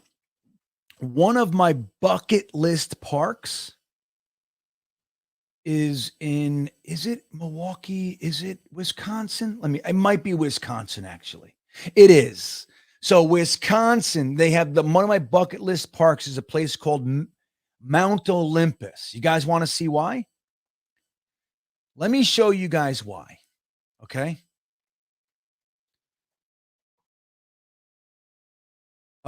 Hades 360. Okay, let me show you guys this. I'm going to show you guys something. And I'll do it real quick. Okay. This is actually Wisconsin, but right there. So let me show you guys this real fast, and I'll show you why I want to get up there. And I was so close to being there, Mr. Downtown. Something happened with our trip, and we had to go a different way. But I was brokenhearted. It was on our planner. All right. So hold on. I'm going to show you guys this. Let me just show you guys this friggin' roller coaster. Okay. So can you guys see this? All right. Let me show you. Where is it? Whoops. All right. Come on. All right. So number one, it starts out. I'll take the sound off. Well, I'll just get you to the part that's crazy. But number one, look, you start out of the gate. This is just right out of the station. It's like a full roller coaster. We didn't even get to the lift hill yet. Look at this. This is well before the lift hill. Look at this. Up, we finally made it to the lift hill. So there's that, right? All right, so here we go. Now watch this thing. Watch what happens. Look, there's the parking lot. Look at the parking lot. Look at this.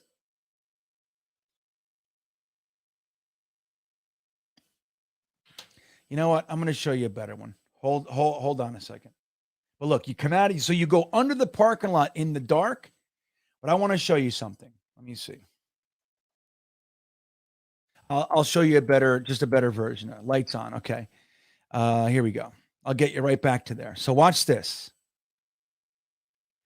I want to go on this thing so bad. So check out how fast it is under the parking lot. You go underneath the parking lot. Look at this thing.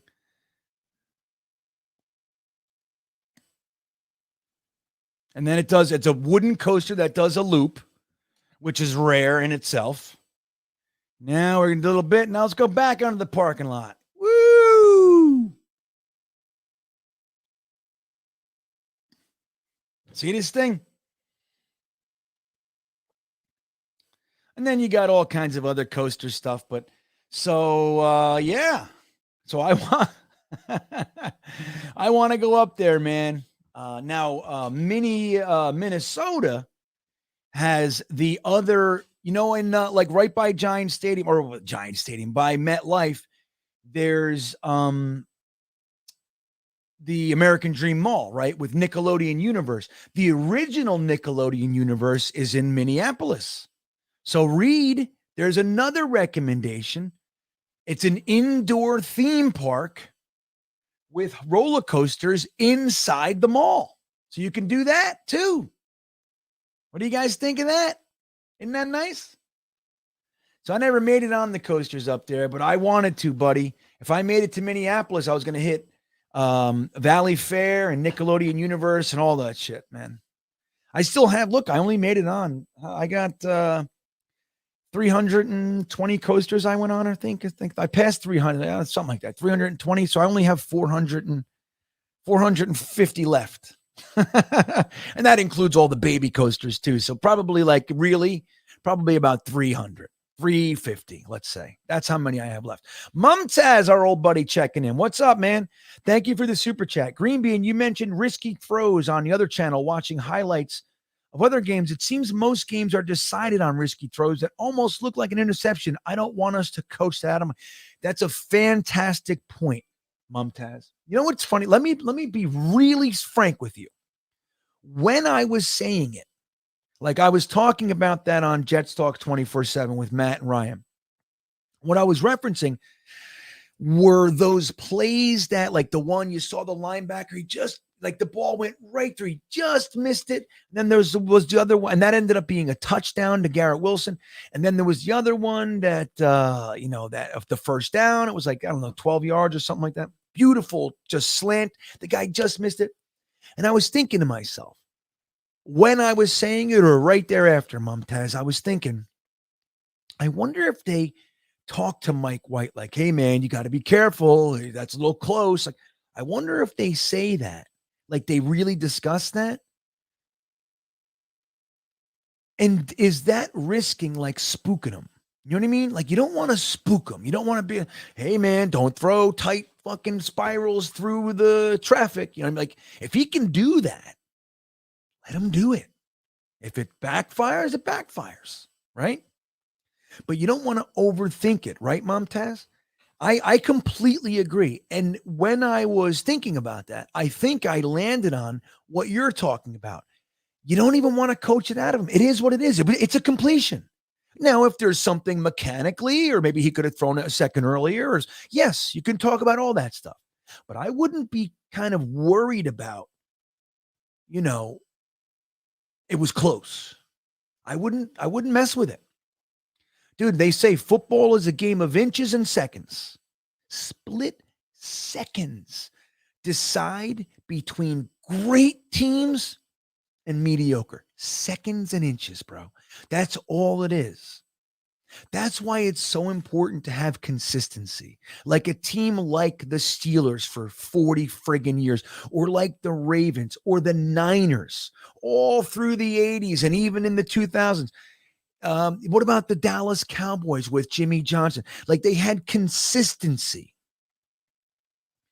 When you are talking about a game of inches and seconds, consistency is fucking key. You can't add to that changing tumult,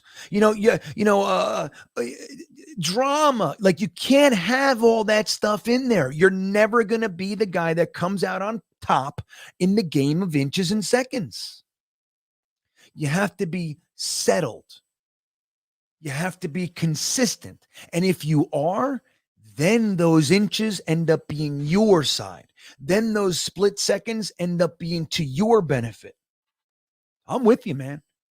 What we've seen over the years is an absolute inability to maintain any semblance of consistent football team. I mean, on every level.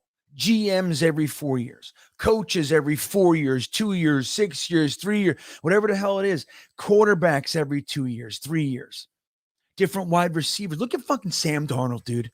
Sam Darnold had a rotating offensive line. Let's just call it what it is, right? Now, whether or not he would have made it, who knows? Who knows? But give me a break. The kid had a rotating offensive line. He had a completely different set of wide receivers every year. He had no tight end to speak of. None. He gave him different guys every 10 minutes.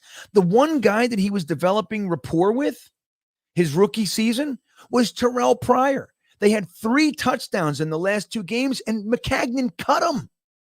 Why? Why did Bowles come in here and cut Jeremy Curley? It's one of the first things he did. He came in, he cut Jeremy Curley, he cut Jay Samaro. As soon as he got here. Why? Jeremy Curley's, he's not a world beater. He's not Deshaun Jackson, but fucking Jeremy Curley was great. He was fine. They came in right in and they cut him. Right, Kev? Pissed me off too. I'm like, give the kid his damn wide receiver. They're trying to develop rapport. He's finally got somebody. And I'm telling you, man, as soon as it started, they cut him. And they never gave us a reason. No, it had to be some personal shit. Terrell Pryor was known to piss people off. Fuck it. Your quarterback loves him. And if you don't have an answer for it, then you leave it. If you have somebody, okay, it's fine, we can lose him and put him in, and it's going to work fine. Great, but it didn't. They gave Sam a different cast of wide receivers, tight ends, running backs every single year. He never was in the same system. I mean, the only time was not never, but from his rookie year to his second year, he was in 2 systems. Then it's like, he never had a quarterback coach. Like, what the fuck are we doing? And here we are out here as fans rooting. We're spending our money, going to the games, we're wearing Jet stuff, and there's no chance. And people like onlookers, like whether they're media or other teams' fans, they look over and they think, dude, in order for that team to be good, like so many things would have to fall the right way. It's a complete shit show. And we're going to the game and we're ready and we're like, come on. We're rooting. There's no chance. No chance.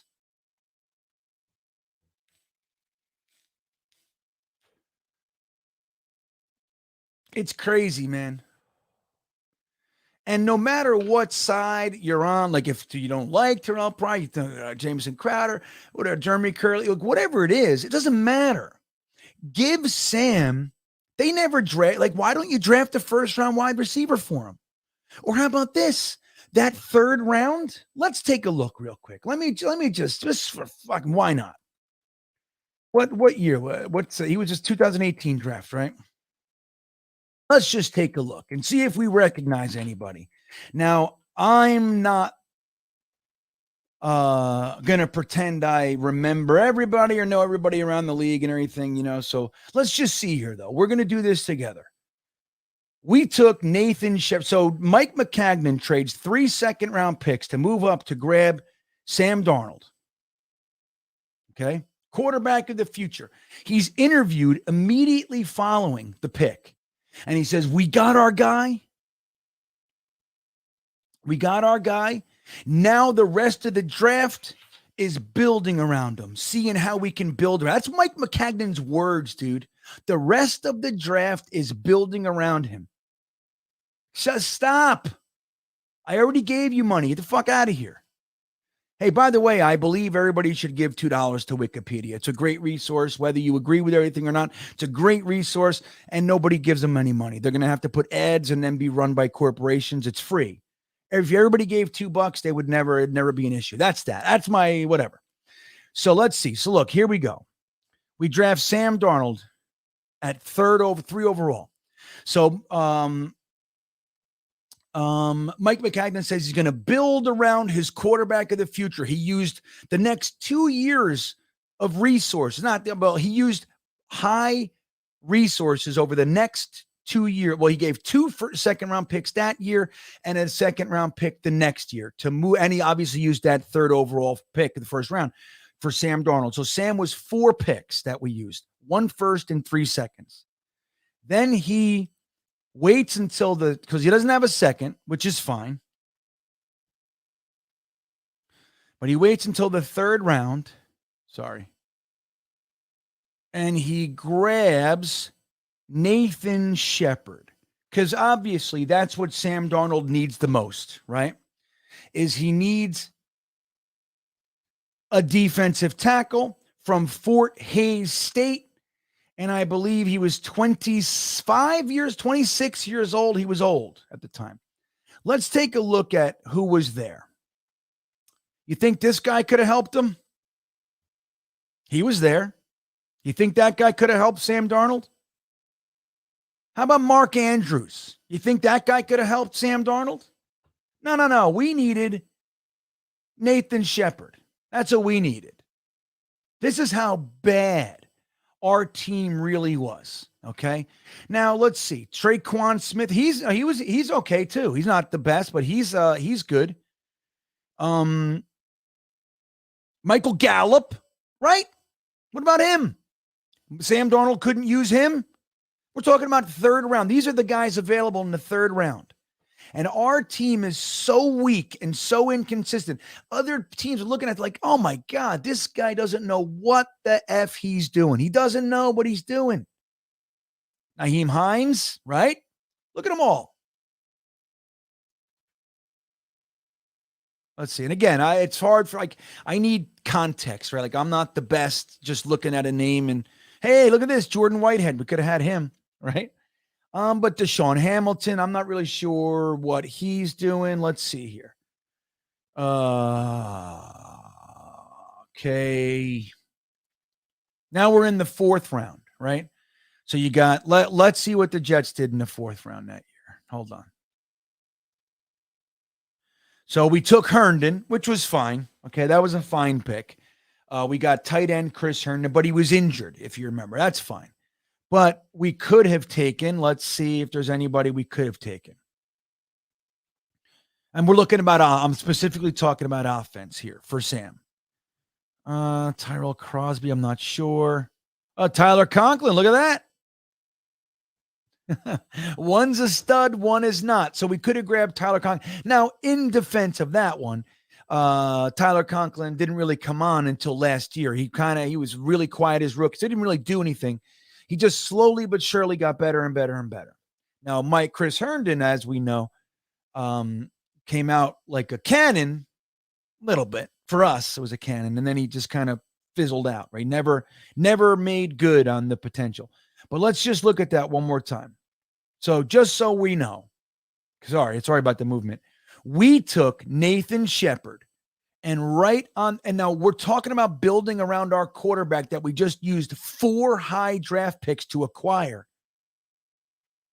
And you got Jerron Christensen, an offensive tackle right there. But let's just, Martinez Rank, another. Michael Gallup, wide receiver, would have absolutely been better. Orlando Brown would have been an amazing pick for him. Mark Andrews would have been an amazing pick for him. And then you got all these other guys you could at least taken a shot on. Look at this one. Alex Kappa. There's another one. Like, do you see it, guys? Do you see it? So this is what we're talking about. When you're talking about a game of inches and milliseconds, and you have an organization that is run so poorly, they don't even understand the basic manner of building a team. You just grabbed a 3rd overall pick quarterback. And you grab a fucking defensive tackle from a small school who's old for that draft class?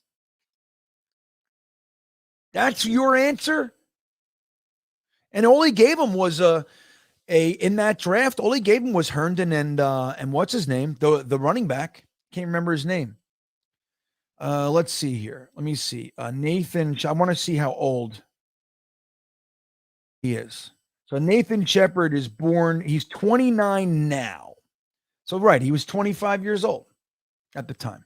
Okay, his birthday is, I don't know, it just says 1993. So 1993 to 2018, 2003, 2013, he's 26. Right? 25. That's what he is. So he's 25 years old. So he's like an old man, but he was older. So was Marcus May, as a matter of fact. Marcus May was considered an old player for being a draft pick, right? But like, you think about that. And again, I'm not saying Sam would have been anything. I don't know.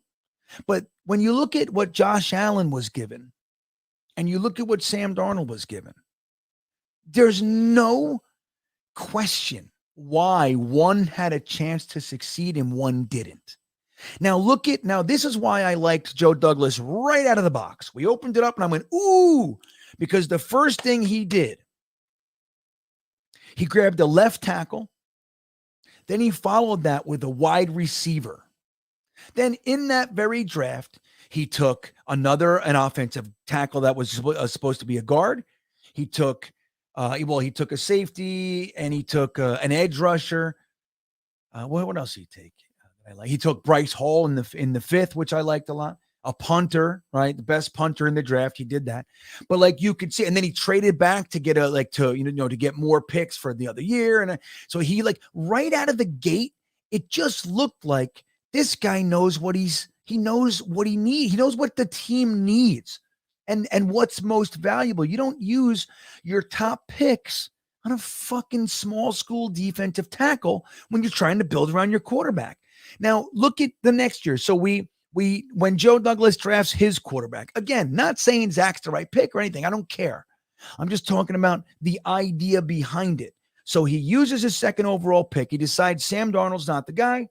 He gets 3 picks for him, which is fantastic. To get 3 picks for the 32nd overall ranked quarterback in the NFL is crazy. So he does that. He picks his quarterback. The next pick is the best guard rated potential prospect in the draft. He takes the best guard in the class who could be a tackle, and we know that's true. AVT. He follows that with Elijah Moore and follows that with Michael Carter. Does that look like somebody who knows what the hell he's doing? Again, you could disagree with the player or whatever. It doesn't matter. I'm just talking about the way you build a team. Now, Robert Saleh, Joe, if we can keep these guys here for more than 5 friggin' minutes, maybe we have a shot.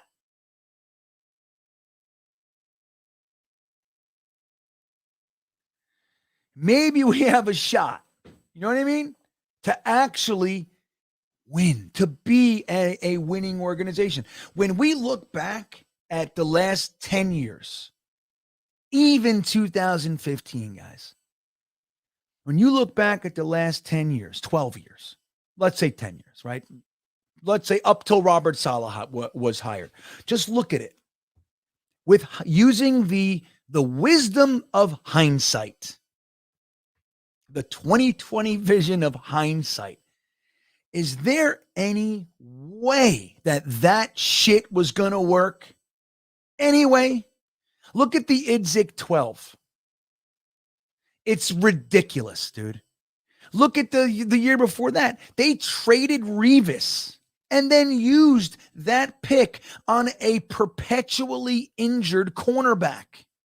He fucking did nothing for us. He had one game that was any good. One. He had 2 interceptions in one game, something like that. D. Milliner was a train wreck. Now, Sheldon Richardson ended up winning Rookie of the Year, and in my opinion, was a very, very good player. He had a lot of potential. What did they do? They took him from the defensive line. They made him an outside linebacker. Brilliant. Yeah, Sheldon Richardson looks like an outside linebacker to me. Just telling you, man. They let Rex run the show for all my love that I have for Rex Ryan.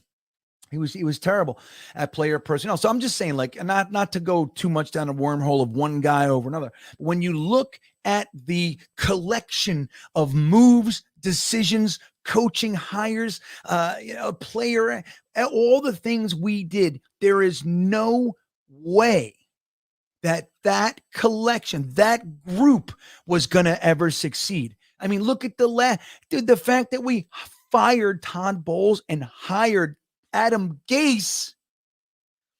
I couldn't even believe it was true when it happened. I was hanging out on Jetnation for hours. I wanted Mike McCarthy at the time.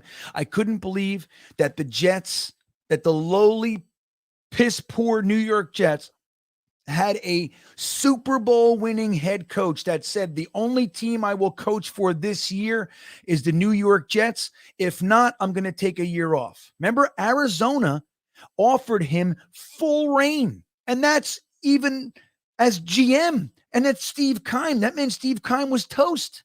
They gave Mike McCarthy full control of the whole organization. He said, no, I don't want to go there. I couldn't believe it. And then the other one was Matt Rule. I'm like, okay, I don't really know much about Matt Rule, but at least he has a lineage of success, right? I'm like, okay, great. I want McCarthy, but okay. And we out of nowhere come up with Adam. I couldn't even believe it was real. I just said, there's no way. That can't be real. And it was. Look at Adrian. You can't make this stuff up. All right, dude. But that's what I mean. Like, so when you look back at it, guys, like here we are, like we stay in the moment, right? We look at where we are now. And you remember, you guys know this, when you're too close to something, you can't really, it's hard to see all the details. It's like being pressed up against a brick wall and trying to, where's the door? Where's the door? Like you can't, you got to back up. You got to take a second and remove yourself, and you can see things clearly, or at least more clearly. So we get caught up in the melee of the daily decisions. Like, look, training camp or OTA practices, we get nuts about who dropped the pass and fucking OTAs. Like, we do this stuff because we're intense, we're nuts, we're into it. But when you really look at it, just take a step back and you look at the difference between what this organization is doing now, the last few years, compared to what we were doing for the last 10 before that, it is night and day. It is mustard and catsup. It is beef and broccoli, dude. All right. Right. Benny said the Bills got Diggs for Allen. Well, dude, even that year, I mean, I don't want to go. Let's see who the Bills drafted that year. Just because, like, why not? You know, I mean, that's just that year. And that was the beginning of their rebuild, although they already did have a really good young defense brewing, right? They already had that going on. But let's look at what they did that year, just quickly, just because. Let's see. So obviously we know they did the 2 trade ups. I think there was 2, at least one, where they got up to 7 and they drafted Josh Allen, right? So let's take a look here. Did they have any more? Let's go to second round. Bills. Oh, Bills. Because they did a lot of trades to get up there, so I don't remember how many picks they had. So they were really committed to trying to get up high enough in that quarterback class to get one of the 4 or 5 quarterbacks. So look, they didn't have a second. Wow. Am I missing a man? What is this? So they didn't have, so they had a third. So they grabbed a defensive tackle, Harrison Phillips, nicknamed Horrible Harry. Okay. So that's not necessarily helping the quarterback, right? So there's that move. Right. So we got the Bills. Let me just make sure. Let me see here. Bills. Okay. Then they went right to the defense. This is kind of crazy. But at the same time, you remember what they did in the offseason? They grabbed Mitch Morse and a couple other offensive linemen. They also got, what's his name? The wide receiver. The kid who they just cut him. The guy who had all the problems with the COVID shit. Remember that guy? What's his name? I forget. But they signed him as well. So they kind of went offense in free agency. But I'm real curious. Oh, look, John Frank Lamar, JFM was taken in the 4th round by the Rams in this draft. All right, so let's see. Bills. There they are.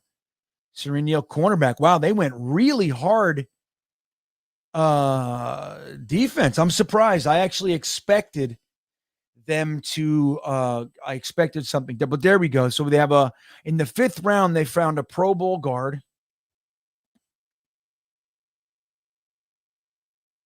Look at this. Parry Nickerson and Forlonzo Fadukasi, back-to-back picks.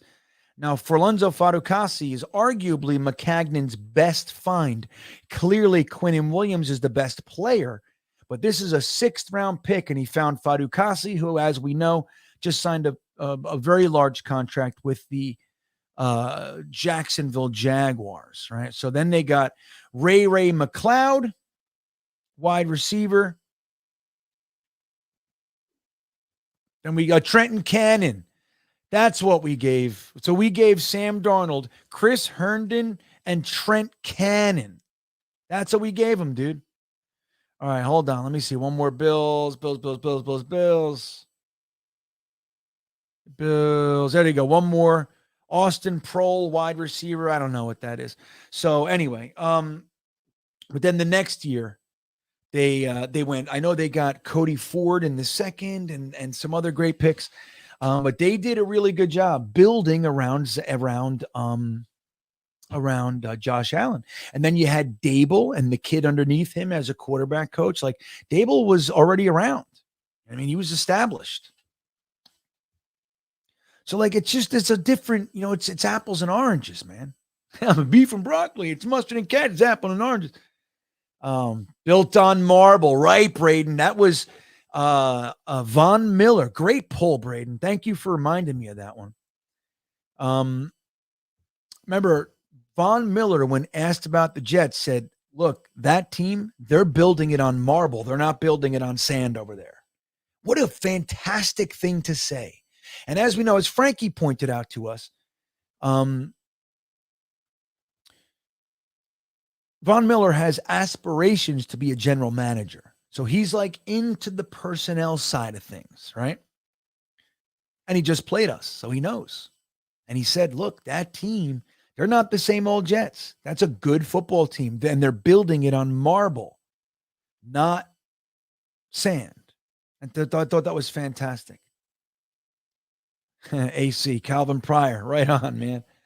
We're going to look back at these years and say this is when the dynasty began. Totally, Robert.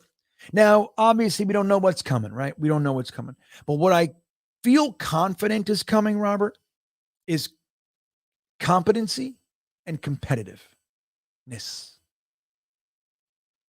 That's all I want. I want to be a consistently competitive team that we as fans can be proud of. We'll have disappointment, we'll have success, but we're a good football team. We play hard, we are strong, we have talent. When people leave, there's not a vacuum.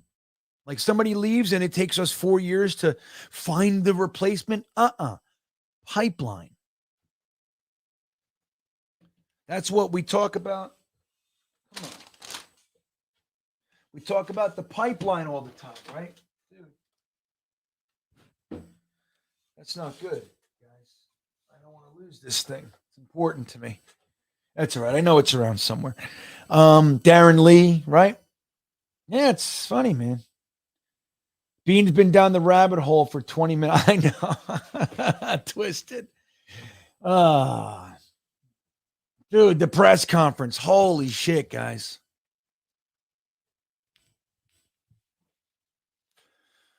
Like, think about this. Like I told you, I was convinced it was inaccurate reporting. I thought it was some rumors, fake. It took me 2 hours or so to really ingest and absorb that was real. That's really what we're doing. And then the rumor was we wanted Greg Williams at defense. I liked that. So it softened it a little bit for me, but I was miserable. Then a day or two later, they do the press conference. I'd never seen anything like it, guys. Never seen anything like it. So when you look at, like when people were saying just beginning of this year, we were talking, people were saying, dude, Joe Douglas has 6 wins in 2 years. It's like, yeah, dude. But if you can't see it, then I don't know what to tell you. Like, yeah, obviously we got to get to wins, but he's tearing this shit up. This place needed to be demolished. He got rid of the cooks. He got rid of everybody, dude.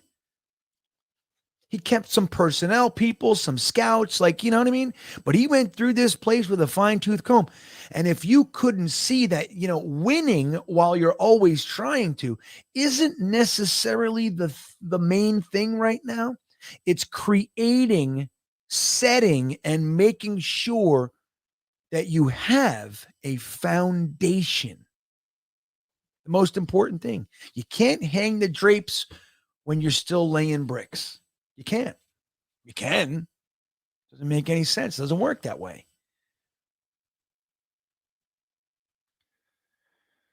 Yeah.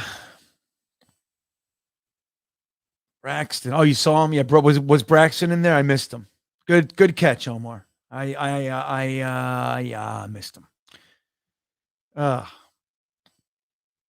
So yeah, man. So anyway, it's like, you look at where we're going now.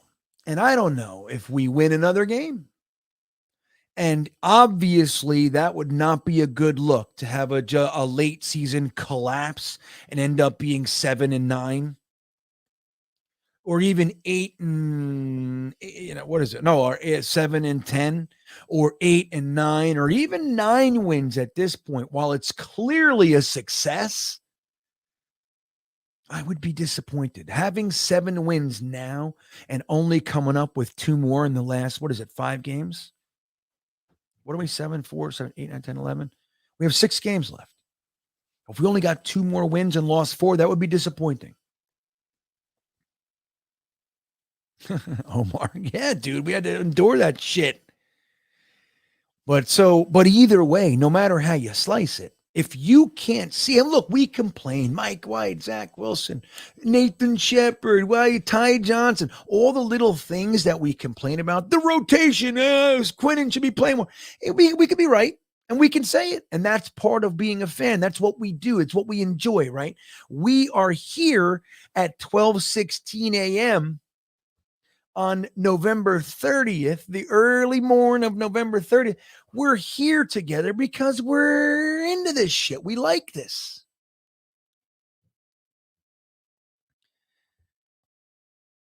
Man, is this team different? So the organization is completely different. It's not even comparable. It looks like a different place. And that's why to all the other people around, yeah, I'm doing this, but you can't see because my hand, when all the other people around the NFL, whether they're media, PFF, fans of the Seattle Seahawks way up there in Washington State, or the Arizona Cardinals reporter, they just assume the Jets suck.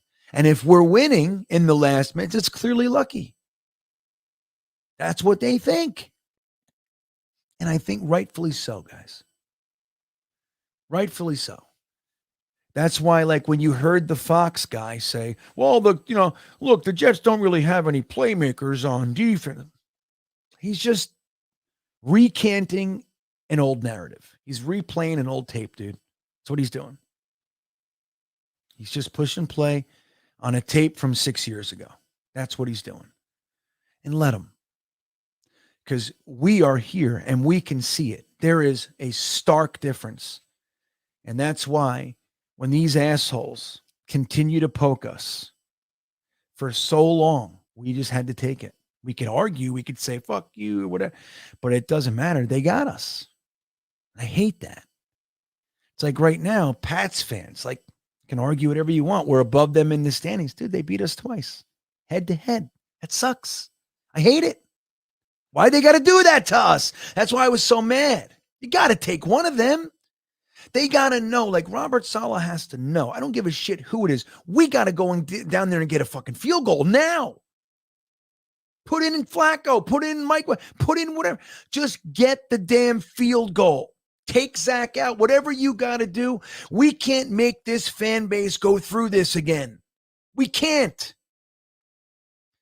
At all costs, we go in there and we win for them. That's what we got to do. They didn't, and it's embarrassing. But we're on our way. That's what I could say. Omar says 9 wins would be great. It would be suck right after. Yeah, the foundation there. That's right. 9 wins. Like, look, if you told me at the beginning of the year, they said the Jets are going to win 9 wins, I'd be fucking great. That's the top end of my hopes. Obviously I would love more, but I was realistically saying, dude, anywhere from 7 to 9 wins, coming from a 2-win team who won 4 wins the year before. And even though we got to 7 and 9 the year before that, it was a joke. Before that, we were a mess. We were 3 and 13 and whatever it was. Like 7 to 9 wins is a success and it shows progress. And we are building this team. The fact that we came out and we're 6 and 3 at the bye was unbelievable. So now getting to 9, it would be disappointing, but you can't deny it's a success, man. We won 6 games the last 2 years. We won 9 this year. And you never know. The way it goes, we might even still make the playoffs. And I don't think so. Maybe. Agreed, Benny. The Diggs trade was big for them. Although they could have just kept him and kept the pick and taken Justin Jefferson. It could have. But I think the fact that Diggs was a vet, I think that was the extra value for Josh Allen. Let's see what AC is saying. GreenBean said it earlier in the chat. A great interview would be Seahawks Jose from Jets Radio. Would be an excellent. I don't know who that is. Seahawks Jose. A great interview would be Seahawks Jose from Jets Radio. Would be an excellent interview. Yeah, I'm not sure who that is, buddy. I just don't know.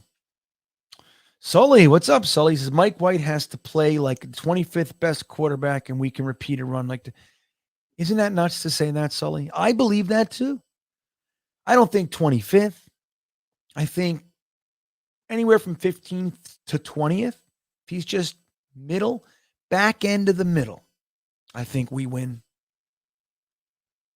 4 games out of the 6. If Mike White can consistently be anywhere from the 15th to the 21st best quarterback in the league, this team is good enough to win 4 out of the 6 last games. That's what I believe. And that'll be 11 wins, guys. The last time we did that was 2010. Balls be hurting. Hell yeah. Much appreciated. I don't know what you're talking about, but good. I don't know what that's in reference to, but hell yeah. Nobody can stop us, Kev. I love it. I vote for Namath Unified. I don't know what you guys are talking about. That was some funny shit when his counterpart corrected him with the name after the name. I don't know. You guys are in a conversation. I don't know what you're saying. All right. Let's do this. Let's start to wrap this thing up here. Let's see what Jets 830 has to say. I'll get a couple more chats and we'll get out of here. This year I was saying to friends, next year is my year, and all I wanted this year was to see my team in the hunt. But we are a year ahead of schedule. Well said. Now, again, we got to see how the back end of this season goes. Like, look, I don't think any of us expected to be having quarterback issues and questions to this degree at this point in the season, right? Remember, Zach was out the first 3 games. That sucked. And we had Joe Flacco.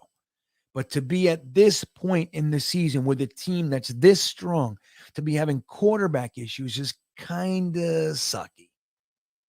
Fair? It's kind of sucky. But that all said, we are in the hunt a year early.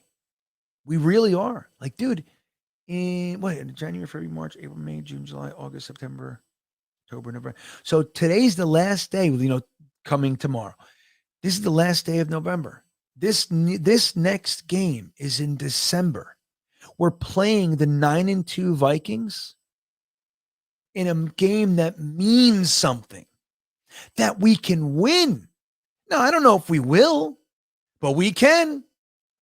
9-2 Vikings versus the 7-4 Jets in December means something. We have not had that privilege to root for a game that means something in December since 2015. 7 years, guys. 7 years of nothing. This point of year. This time of year, we're already dissecting draft candidates, prospects.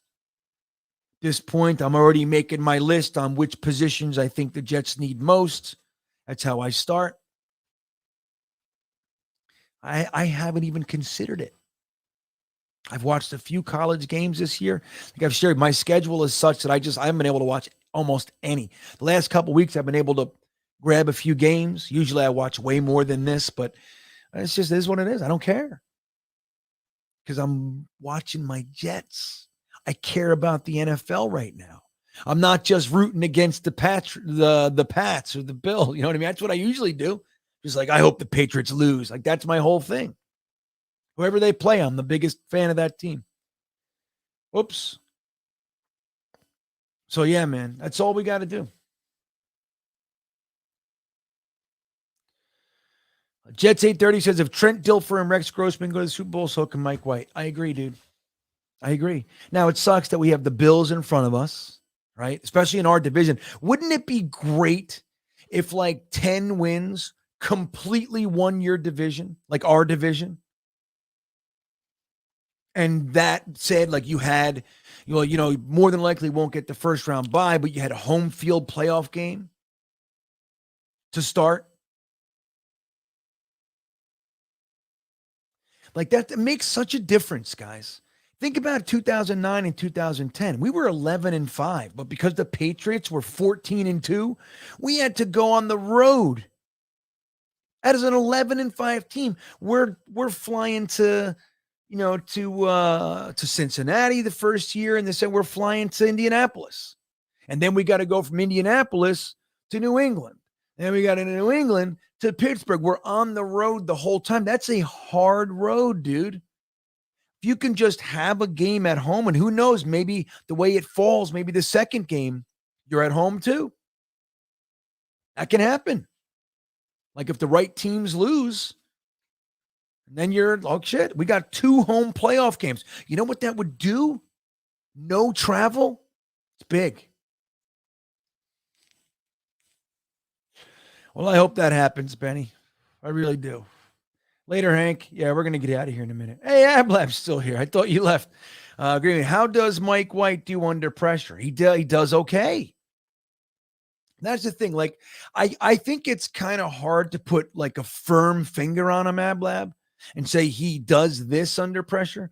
But a really great example last week was that Ty Johnson play. When there was he was going to get hit, man. It was coming.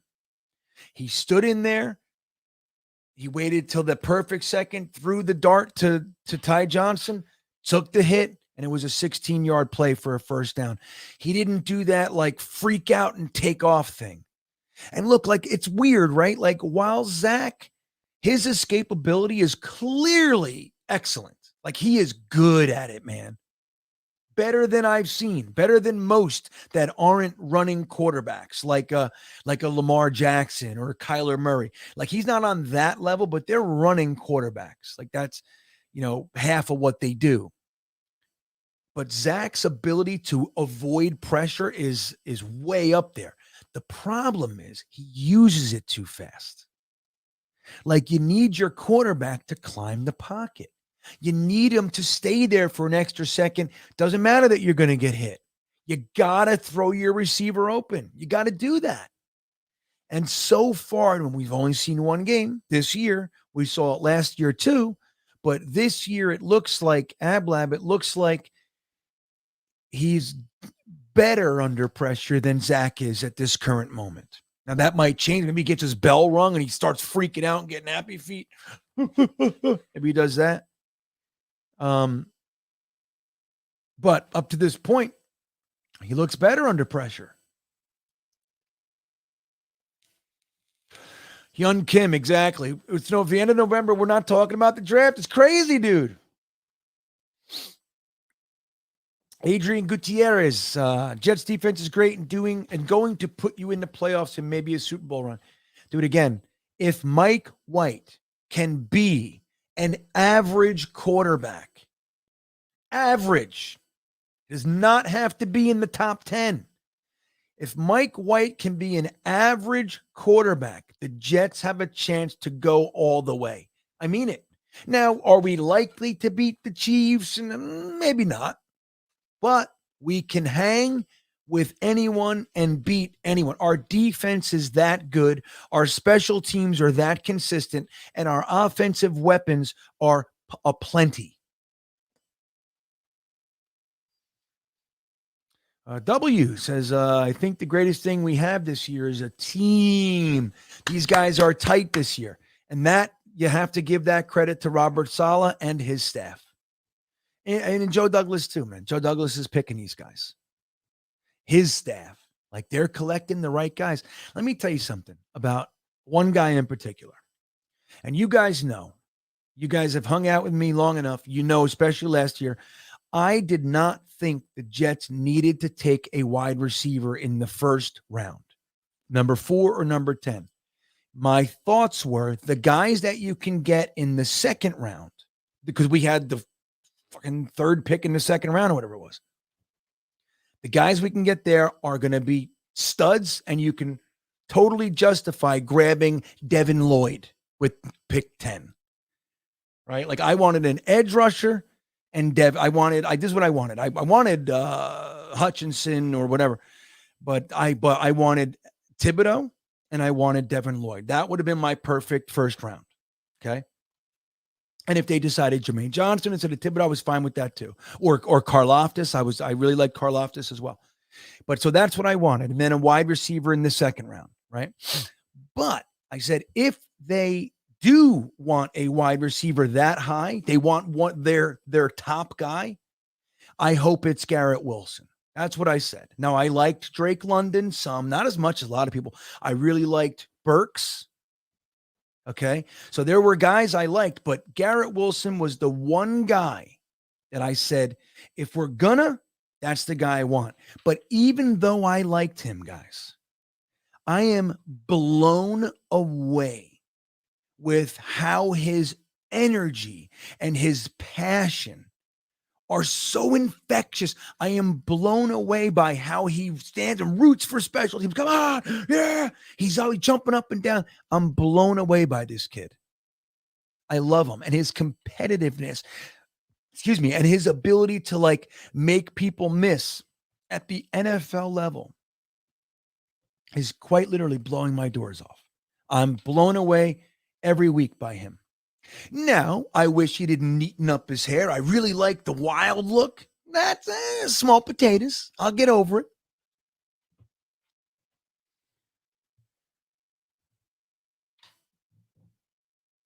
But, dude, Garrett Wilson is such... you got to give that to Joe Douglas. They didn't take Treylon Burks. You know what I mean? And then we would have been happy with it. We didn't, Drake London was gone, but that's not even the guy they wanted. They wanted Garrett Wilson. They said if it wasn't Garrett Wilson, they weren't taking a wide receiver there. He was the one guy they would take up there. And then look, Sauce Gardner, you guys know, I liked Sauce Gardner as a prospect. Of course, how the hell are you not? But I didn't think we needed him. I'm blown away with this kid. Blown away, guys. That's a credit to Joe Douglas, his team, his scouts, his right hands, Rex Hogan, Chad Alexander, obviously Phil Savage, like those guys, dude, it's a credit to them. They're not just bringing in talent. They're bringing in top tier talent with the right attitude, with the right mindset. Sauce Gardner and Garrett Wilson are infectious. Then you add Jermaine Johnson and Breece Hall. Poor kid. It sucks that he got hurt, man. But like there's the collection of players is just, it's like nothing we've ever seen here, guys. Even though we've managed to draft talented players before. Number one, not this many in such a short period. But number two, the right makeup. Like they're good. They're good, man. And then you like what you're saying, W, the team,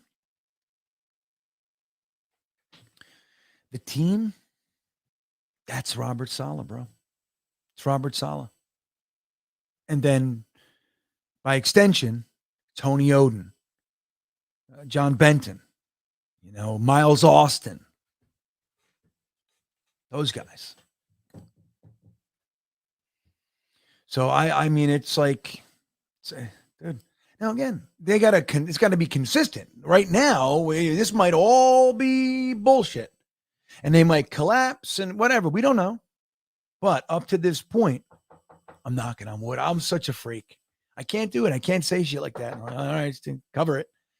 But you can't. I don't know. I lost my train of thought, but I believe, from my vantage point, I've been watching this shitty team for 40 years. 40 years. I can't believe I say that. I'm watching them for 40 years. This is different. Like you could see it with Parcells. You could see it. It's different. You can see it now. You saw it under Rex. It was different. Rex and Tanny together for a few years. They were fantastic. And once it started to erode, it was like they, whatever. It fell apart. They destroyed the team consciously. Going for Nnamdi Asomugha. They Rex wanted Asomugha and Revis together like nobody's business. And he sold the whole soul of the team for that shit. And it didn't work. And we didn't get him anyway. But other than that, like you could see, like when Rex came on board, we just got out of the Mangini era. We had Revis and Harrison and Mangold and Rickershaw Ferguson. And then they drafted Sanchez. They traded up to get a quarterback. While I didn't like Sanchez as a prospect, I didn't. Still, they did it. And you could see it. We traded for Braylon Edwards. We had Thomas Jones. Like it was like we had like the best offensive line. We had Faneca and we had Brandon Moore, and you know what I mean? It was dude, you saw it. It was different. When Rex came on, like Bart Scott said they've seen tough defenses and mean defenses, but they haven't seen a violent defense here yet. And they were from game one, violent. Chris Jenkins. You saw it was different. Since then, it's been fucking humdrum. Green, isn't it weird that we haven't done it Thursday? Well, it's a Monday night mock, Mr. Downtown. Get it right. We do Thursday thick of it. But yes, your point is solid. Yes, it's weird, dude. Now, I tried the last 2 years to like hold off and not jump on it just yet. But by now, December, we're usually maybe not yet. Maybe not just yet. A couple more weeks.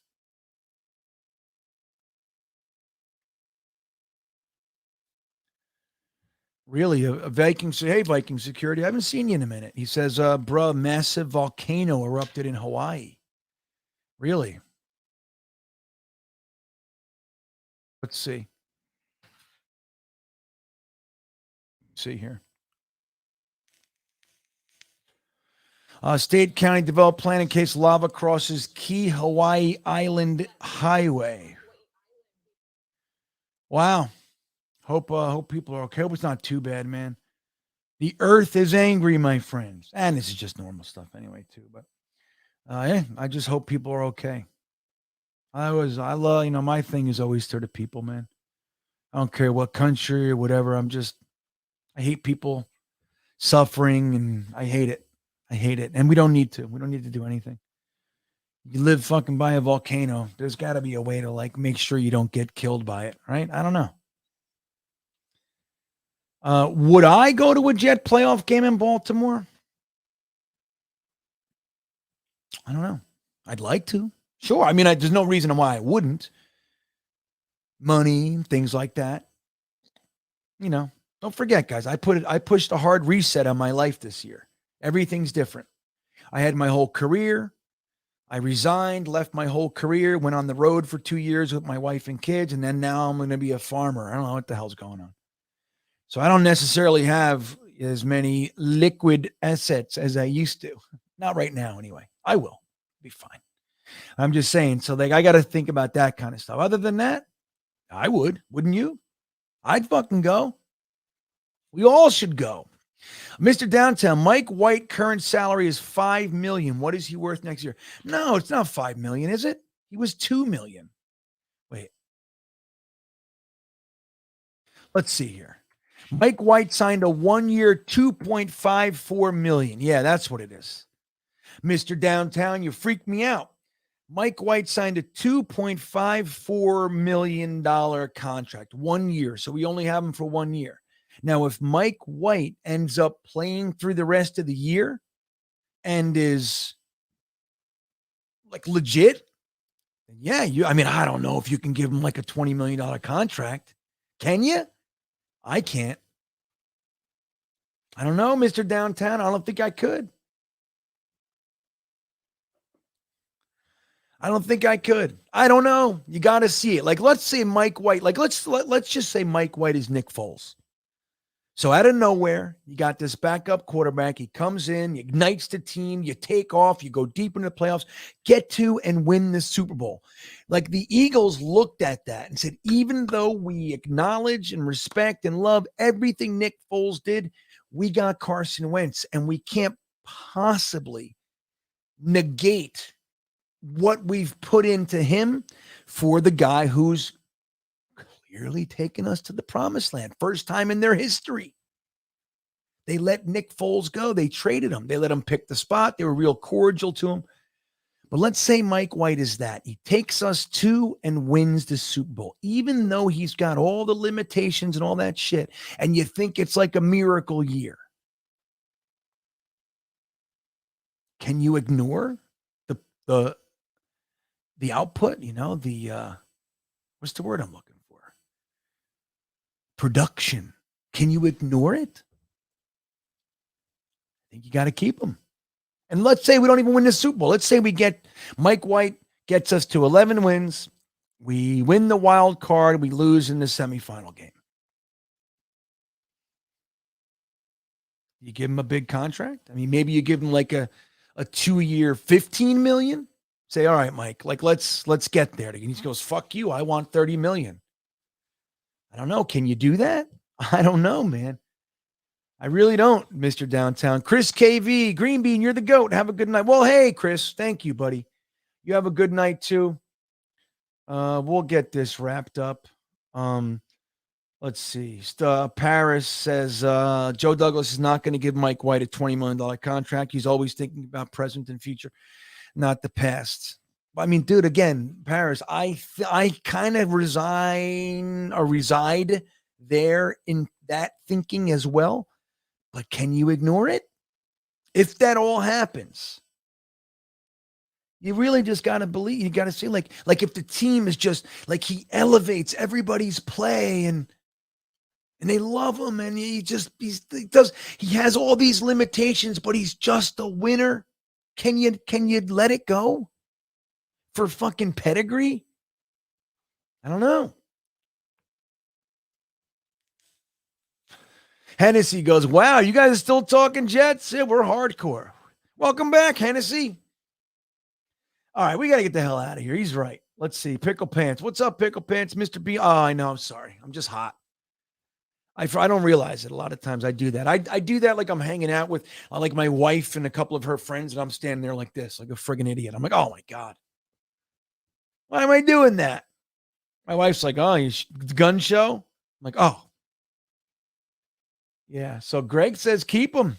If we get a Super Bowl, if Mike gets a Super Bowl, you pay him. I think I agree. But it's like up to that. I just struggle. Look, we just got to see where it goes, right? We just got to see where it goes. Good night, GreenBean. Touchdowns for Mims and Ty this week. I would love it. We got to get Mims' damn touchdown already. It's like becoming a thing. You know? Get him a touchdown. Ty had a touchdown last week, though. That was great. You think JD is not playing Robinson to save the fifth? I don't think that's the main motivator, Randilla. But I think if there are questions, like if he's the right choice or whatever, I think, yeah, that's probably a factor. What, he's got to get 800 yards or is it 600 yards? I forget.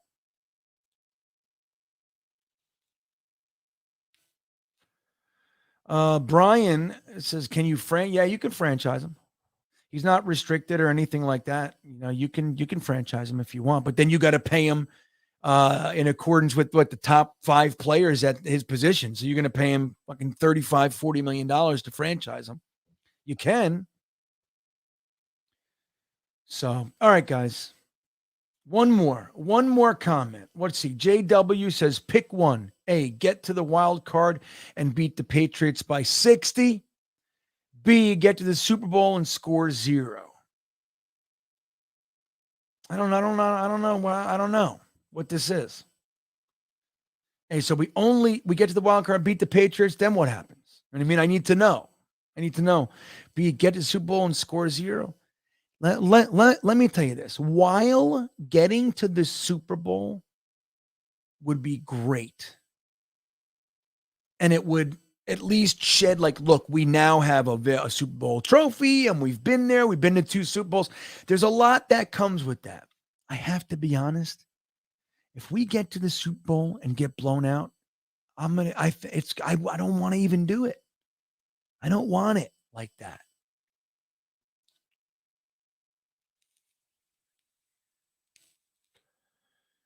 You know what I mean? It's like, I'd rather not even get there. I don't know. Well, he's talking about to be the starter, Hawk. That's what he's talking about. But he would. That's right. He'd make like 35 million. You can't franchise him. That makes no. And I mean, you can, right? You can. But we're talking about. I think the comment was about him being the starter, not the backup. You think he's a backup, but if at that point he's a starter. Paris says, "Yeah, we got. I know. I did right. Yeah, of course. Yeah, I don't know, but I don't want that. I don't. It's like imagine we get a Super Bowl and we get fucking blown out and don't score a point. No, I don't want it." Robert S., you're welcome. All right, guys, listen. Let me tell you a couple things. One is I forgot to do this. Today's the last day that you get 25% off on Liquid IV using my promo code. The last day today. If you wait, you get 20% off. So today's the day you get 25% off. The link, I don't even know if it's in the description. I think I got to put it in there. I'll put it in there. The link is in the description. And this is the stuff, man. You guys know all about Liquid IV. It's hydration stuff. You pour it in water. It tastes just as good, if not better than Gatorade and all that stuff. And, everybody loves it. So my wife, everybody loves it. It's good for hikers. It's good for the gym. Anyway, you can get 20% off by using my promo code. If you refresh and click the link in the description in just a few moments. Hold on. I'm going to do it. Wait a second. I'm doing it. Here we go. Wait. Hold on. Here it is.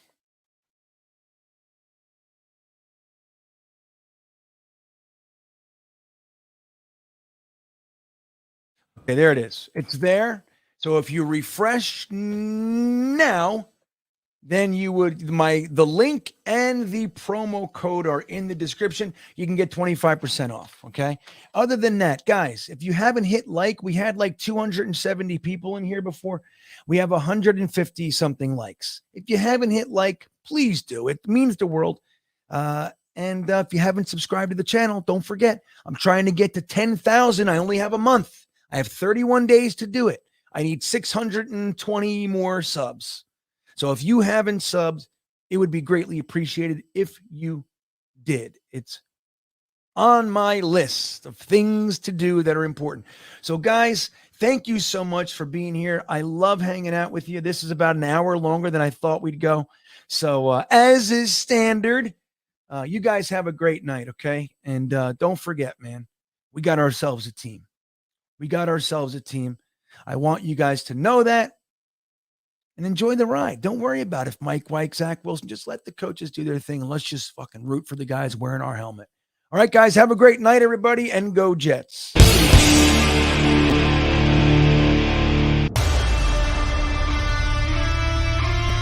high pressure in control. Man, that looks great. Jets! Jets! Jets! Jets! Oh my God, it's so beautiful. 78 degrees, Jets football, and we're winning. That's what's going on today. That's why everybody's so psyched. This isn't no happenstance. This is a guarantee, just like Joe Namath said. See that? There are few things in life you cannot put a price on. Loyalty, tradition, fierce passion. Today is a gigantic family reunion because finally, they're back.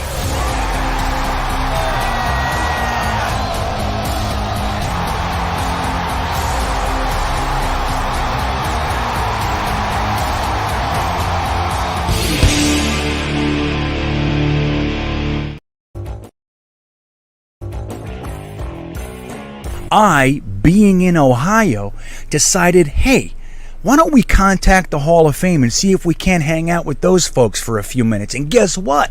They said yes. They let me in there, and they gave me really a red carpet welcome, man. It was extra special. I'm putting a full video out on Jetnation YouTube page, and we're going to have all kinds of little tidbits, but I want to show you what that looked like a little bit, man. As you guys know, we have a few guys in the Hall of Fame. We have the great Joe Namath and Don Maynard.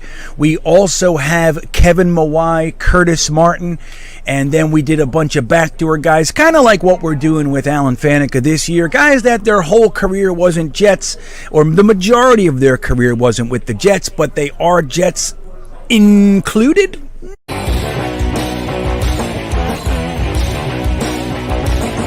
If you're one of those Jets fans going to our players' pages and ripping them, I'm going to tell you right now, I'm going to go out here and I'm going to say it. You're an asshole. I just want to tell you that. You might not know you're an asshole, but you are. I'm going to tell you, you are an asshole. Now, having issues with players, never a problem. You can feel any way that you want. But going to our own players' page and calling them names, fat, you're a bust, whatever it is, dude, that is absolutely outside of the normal paradigm of being a fan. You should not be doing that. You are an asshole. Okay? I'm not going to waver from that stance. That's where I stand. You're an asshole and you shouldn't be doing that.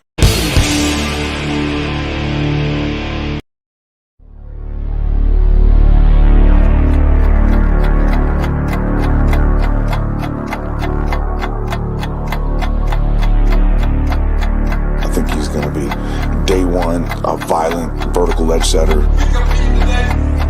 I see some gas on this. Get that mindset to put your shoulder on somebody. Dig, drop, you're finished.